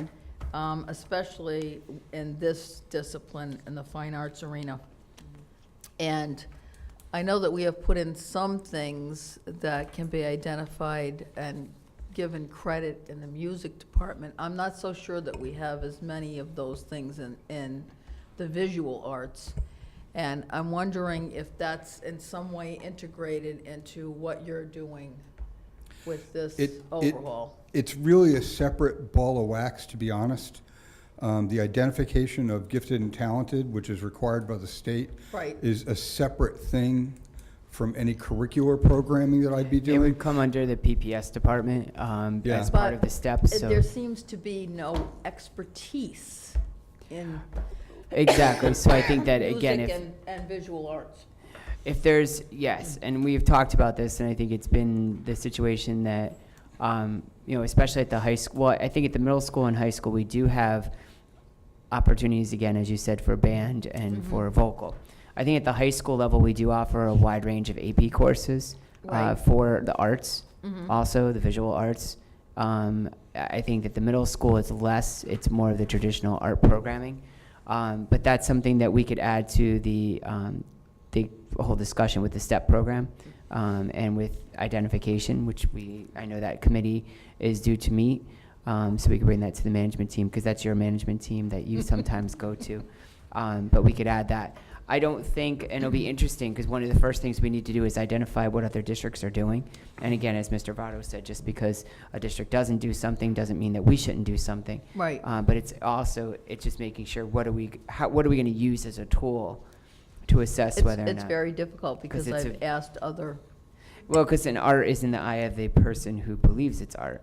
We could both look at the same painting. You might love it. I might say, oh, what the heck And is yet that? we're still asked by the state to Correct. identify those students. And I don't know that we're really doing our due diligence on those. Academically, we certainly are, but not in this discipline. And I really think because we're reviewing the curriculum here, and these teachers are our experts in this particular field, if there's some information they can share with us Absolutely. about what that might be looking No, like, that would be that's great. Definitely something that I think, knowing many of the members of those groups, they could probably seek some advice from their colleagues professionally across the state, the professional organizations. We could start there. And I know Mr. Francesi could help us get that information and then go from there with our gifted and talented identification. We also, I think it's a matter of looking at a real continuum of services for those students. I think that's probably the best way to look at it once we figure out who they are. Well, that's just the thing. Exactly. Who are So- they? Okay. Well, I don't know what any of these teachers know about gifted and talented identification, but I can Well, guarantee you they it's know not- lots about art. Exactly, and I think what they could do is they could, I'm sure that the quick question, knowing the personalities, so they're very, very talented. And they'll tell you what they And, think. but very quickly, they could email their colleagues like they do for other things for us, which is very helpful. They help us find out a lot about what we need to do or the direction we're going. So they could ask us the question, simple question, does your district identify? If so, what did How they use? do it, right. Yeah. I can find that out. And I'd be interested because I'd just be very interested. Mhm. Anything else, folks? Anything else on fine arts? No, thank you very much. All right, thank you. Thank you. Last but not least, wellness. Tony, you need to change the title of your department. So you go first, yeah. Tell me about it. And part of wellness is making sure you get a good night's sleep. So I'll do my best to get you out of here, and so you can get to bed right away. I do want to invite you to stand up, please, if you feel like you want to or need to either wake up or don't walk out, don't leave. But I'm just saying, stand up, and we'll go from there. I'm going to be me. I'm going to start with a quote, so bear with me. It's very, very short. When health is absent, wisdom cannot reveal itself, art cannot manifest, strength cannot be exerted, wealth is useless, and reason is powerless. That's from 300 BC. And I just share that because that quote kind of sparked my memory when I was creating the mission for this department. And if you look at the department mission, it talks about teaching to the physical, academic, personal, social, emotional, and career attributes of all of our kids. We are a very wide-reaching department. We're very vital to everything that we hold near and dear. It's Wallingford Public Schools. And we have a very large impact on all students. And regularly, I'm in awe of the members of the Wellness Department. And what they are able to accomplish and what they do and how they go above and beyond. And I want to mention a few just so you can get a really, very clear picture of that wide-reaching impact that we have. PMT training was talked about earlier, and we regularly have either health and physical educators or counselors trained in PMT because they're such an integral part of their building. And so they're people that are tapped because they know all the kids. They reach all the kids. They see all the kids. Again, in awe, our elementary physical education teachers, just to highlight something, they're so passionate about what they do and talented at what they do. They have discovered motor development concerns in students well before any doctor or any parent is aware of it and brought that to light. And then they've had a big part in helping. So a huge impact. Last but not least, the counselors are often tapped by the administrators for some of the first people, the first responders, if you will, as far as a crisis or intervention when something arises, which we are seeing happening more and more. And it's not uncommon for me to walk in and see a parent crying in there. And the counselors are helping parents, not just our kids. And so a huge impact that we have. And when I was trying to determine the areas of improvement, I looked at both quantitative, which I've included in the packet that you have, and qualitative information and data to try and determine what areas are we going to focus on, how are we going to improve moving forward. And I noticed that two major themes arose.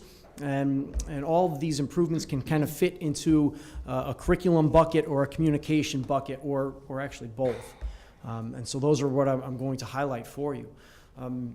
First of all, curriculum. Currently this year, we are focusing on the middle school health and physical education curriculum. I'm pulling teachers in. We are rewriting, aligning our curriculum to UBD format.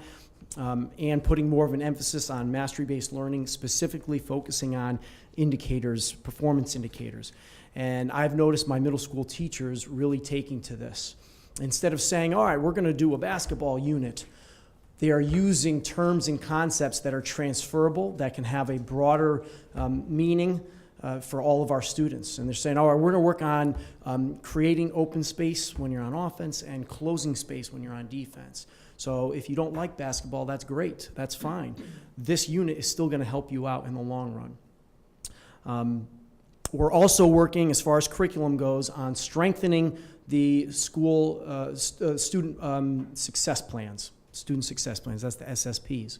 So with my counselors, we are looking at what's required, and we're looking at what we've done, and we're trying to take steps forward to make that stronger. What does that look like? It means we start in grade 6 with Naviance, and grade 6 through grade 12, we are developing goals this year in both the in all 3 areas: academic area, a career area, and a emotional social area. So this year, every student at the secondary level is creating these goals. Some already have. Other schools, they're planning on how they're going to implement that, and that's happening very soon. And throughout the year, when they see their counselor, they're going to be reflecting on these goals. Where are you with your 3 different goals? And at the end of the year, they are going to write a little reflection about that goal. And then next year, the same process. They're going to have access to those goals and those reflections, and they're going to come up with a new goal, a new academic goal, with that background knowledge in mind of what happened last year, what they did last year, and where they want to go for the current year. So that's one way that we are strengthening the SSPs this year. And we are utilizing Naviance for that, and that's going to help us, again, keep track year after year. We have created a 3-year cycle of review for curriculum for the wellness department. And so next year, the elementary physical education and health teachers will be looking at their curriculum and editing their curriculum. It is a strong curriculum, but there's always room for improvement, especially in regards to the health curriculum at the elementary level. And the school counseling will take a more in-depth look at the specific lessons that the counselors give in grades 6 through 12 next year, and revamping those and rewriting those. The other major bucket that our improvement ideas come in is communication. And so first, within the department, through utilizing management teams.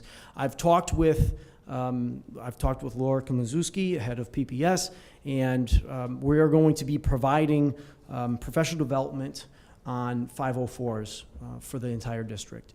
And I've talked with Laura because at the elementary level, that means getting in touch with and working with the school psychs and the social workers. And so when is there time to get everybody together? So she's been kind enough to let me go during their management meeting times and present to them. And then the same message will be shared with the school counselors. And the same message will be shared yet again with the administrators during our admin council or during the different level meetings. So we can have more consistency throughout the district as far as our 504 approach, our Section 504 approach. And again, consistency and how we determine students eligible, and how we keep track of accommodations and the use of our 504 plans, and how we communicate better with parents throughout that. Also, District Wellness Committee is another form of communication in between or within the department. This year in the spring, March 14th, I want to say, we're having a wellness fair. It's biennial. We do it every other year. And so one of the major projects of the Wellness Committee will be helping put that together and having a robust and great time. Next up, communication with parents. Naviance was mentioned earlier tonight, and I'm really excited that we are going to have, for the first time, parents are going to have access to Naviance. Parents are going to have access to these SSPs. Parents are going to have access to see what their child are doing within Naviance.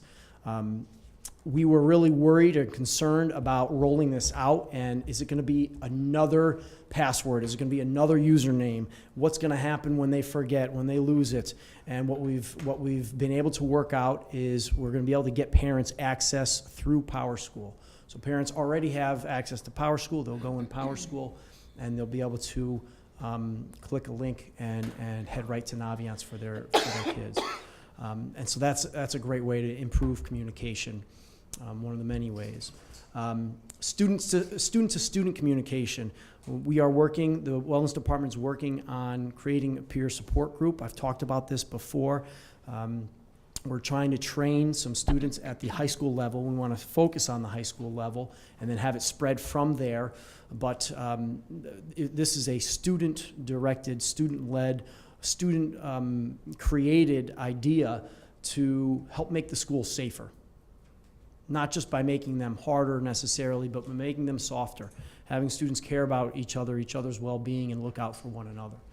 And then last but not least, and this one kind of falls in both buckets, adult to student communication. So daily objectives, having objectives posted every day when we walk into the gymnasium or the health classroom, or if it's a lesson that a counselor is giving.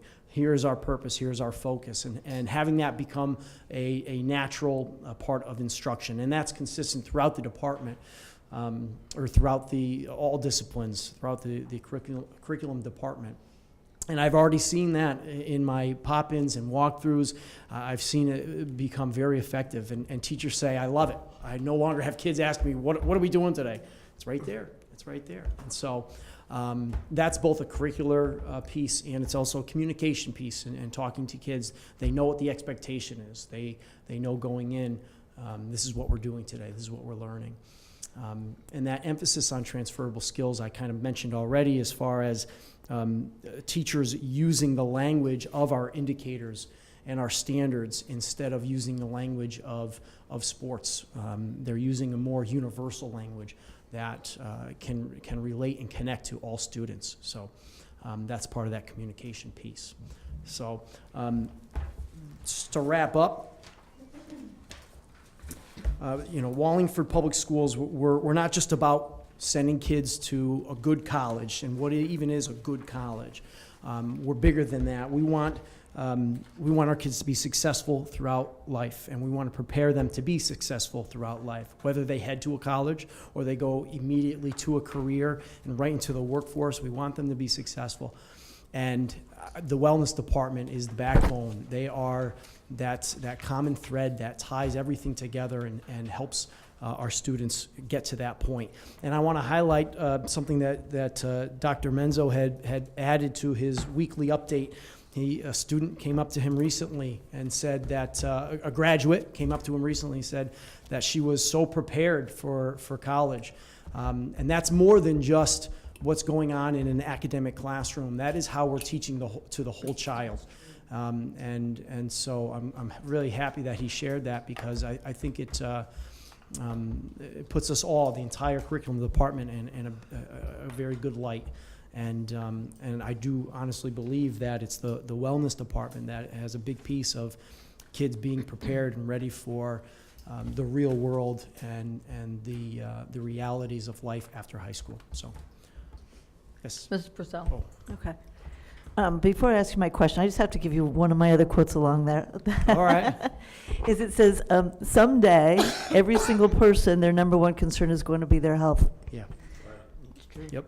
And people forget that. But anyway, I'm just looking at the thing you wrote out. Yep. And the risky survey, you have two great areas of need, physical health, active 60+ minutes, and then dating violence. Is there anything that you're doing in the next year, between now and the next time we take this survey, that's going to address this specifically? So the Connecticut School Health Survey, you said you were on? On page 4, top of page 4. So you have where we've shown improvement. Yep. Where we have mixed results, and then the areas of most needed improvement. And I'm just wondering. Absolutely, and this was one little data point that I included there as far as the active 60 minutes plus. I had presented at the end of last year, still the rough data, but I had mentioned the different aspects of health, and so physical health, the sleep habits of our students, the exercise habits, the water drinking habits, and I had emphasized all of those. And there's many different programs that we have going on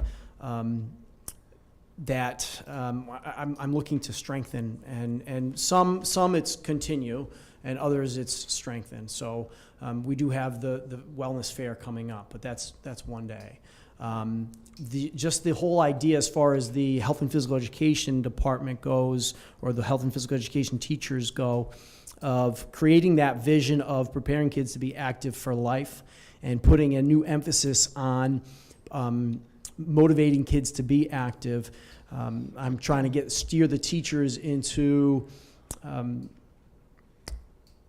getting the kids excited about, okay, the summer's coming up. What are you going to do to continue to be active? And how can we build that into the curriculum instead of just one or two teachers doing a great job of that, spreading that throughout the department.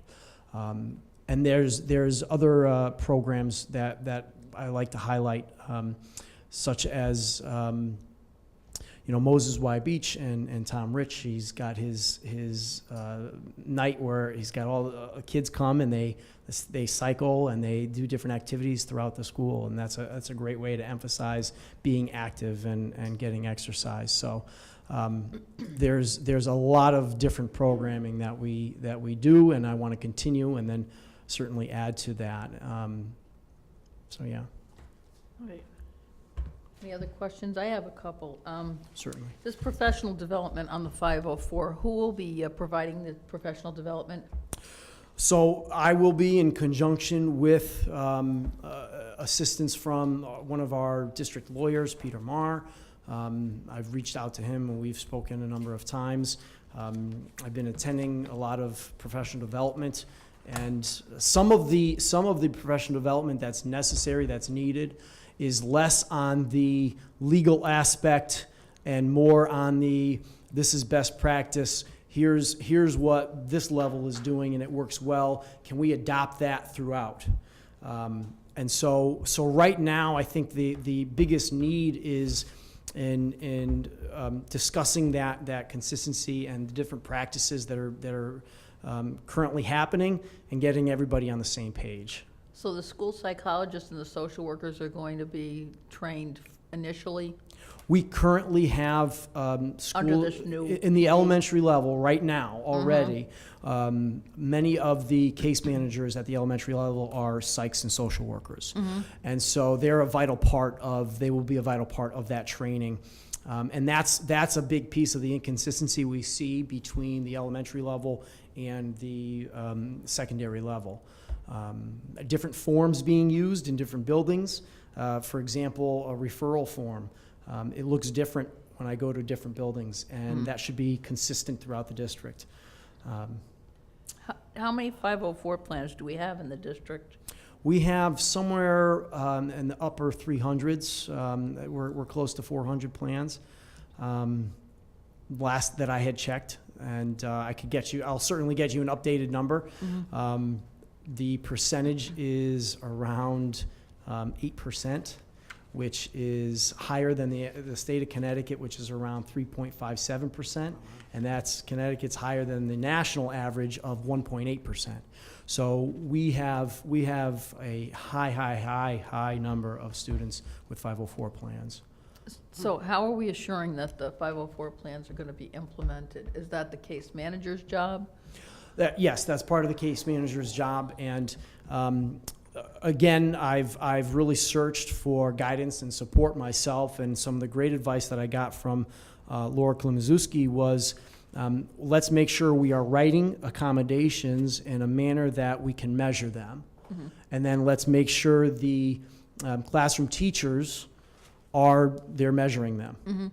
And so they're saying, oh, this student is using this accommodation weekly, or this student we implemented this accommodation, and this one hasn't been used for a year. So let's think about taking this accommodation out, or or possibly modifying the plan or eliminating the plan and withdrawing the student from a 504, from section 504. Okay. Any other questions? Okay, thank you very much. Thank you. Next item on the agenda is public comment. Do we have any public comment this evening? Okay. Willie? I just want to say, again, thank you to the department, people that were here tonight, all of our coordinators, for putting in the time and the effort. This is, as was noted at the beginning, the first time that we've done it this way. And I would like to commend Carrie Latour, our Assistant Superintendent for Curriculum, to initiating this activity with her staff. We had talked about it briefly, and then all you have to do is talk about something briefly with Carrie, and then she's going to take it and do it to the best that she can. So I really want to congratulate her and her staff. I know it was a small presentation in terms of just short time for each department, but I know that the board members have the lengthier presentations or information. I would encourage board members that if they have questions for a department, that they do go through me as superintendent. They don't directly email department heads, because then I can get all the information out to board members directly. But just because that helps out, because otherwise if you're going good intentions, going to one person and asking, they might not think to tell me, and then I don't think to tell all of you. Because some of the questions tonight, I know some people have asked individually, and it's unfortunate because some people might have been at a deficit of not knowing the information. So I just want to clarify that, and because I know now that you've heard all these plans, you're going to have tons of questions that are going to come up before budget time. So if you have those, just make sure you share them with me, and always, I think the other part of the protocol is that you CC the board chair, just that we could always be in the loop on those matters, because I think it's important, because a lot of great information tonight, but I don't want to leave, and especially since we had some members who weren't here tonight, I don't want to leave them in a disadvantage moving forward. You know, I just want to say one thing too. I hope a lot of people out in Wallingford watch tonight, because I get so many people that ask me, what do you guys do? And it's just, you do so much. Right. And it's just so obvious to us. And I don't even know if those plans could get out somehow, but it would be nice to share with the public. Yes, the plans are going to be, I believe we were looking to post the plans. So the plans are all going to go out, and that's why I also want to mention, just because about questions, because I know as they go out, you're going to probably get people coming up to you with questions. So that's why, again, it just to streamline it, because there's just so many things going on. But yes, we want to put all these plans out there. We want to make sure they're available to people. We don't want to keep them under a basket, because that would be the worst thing we could do, because we have quality things going on in all of our departments. Are there areas of improvement? Of course. We always have areas of improvement. But I think that overall, I think we should be very proud of the work of these individuals as a team. Okay. There being no further business to come before this committee, I declare that this meeting is adjourned.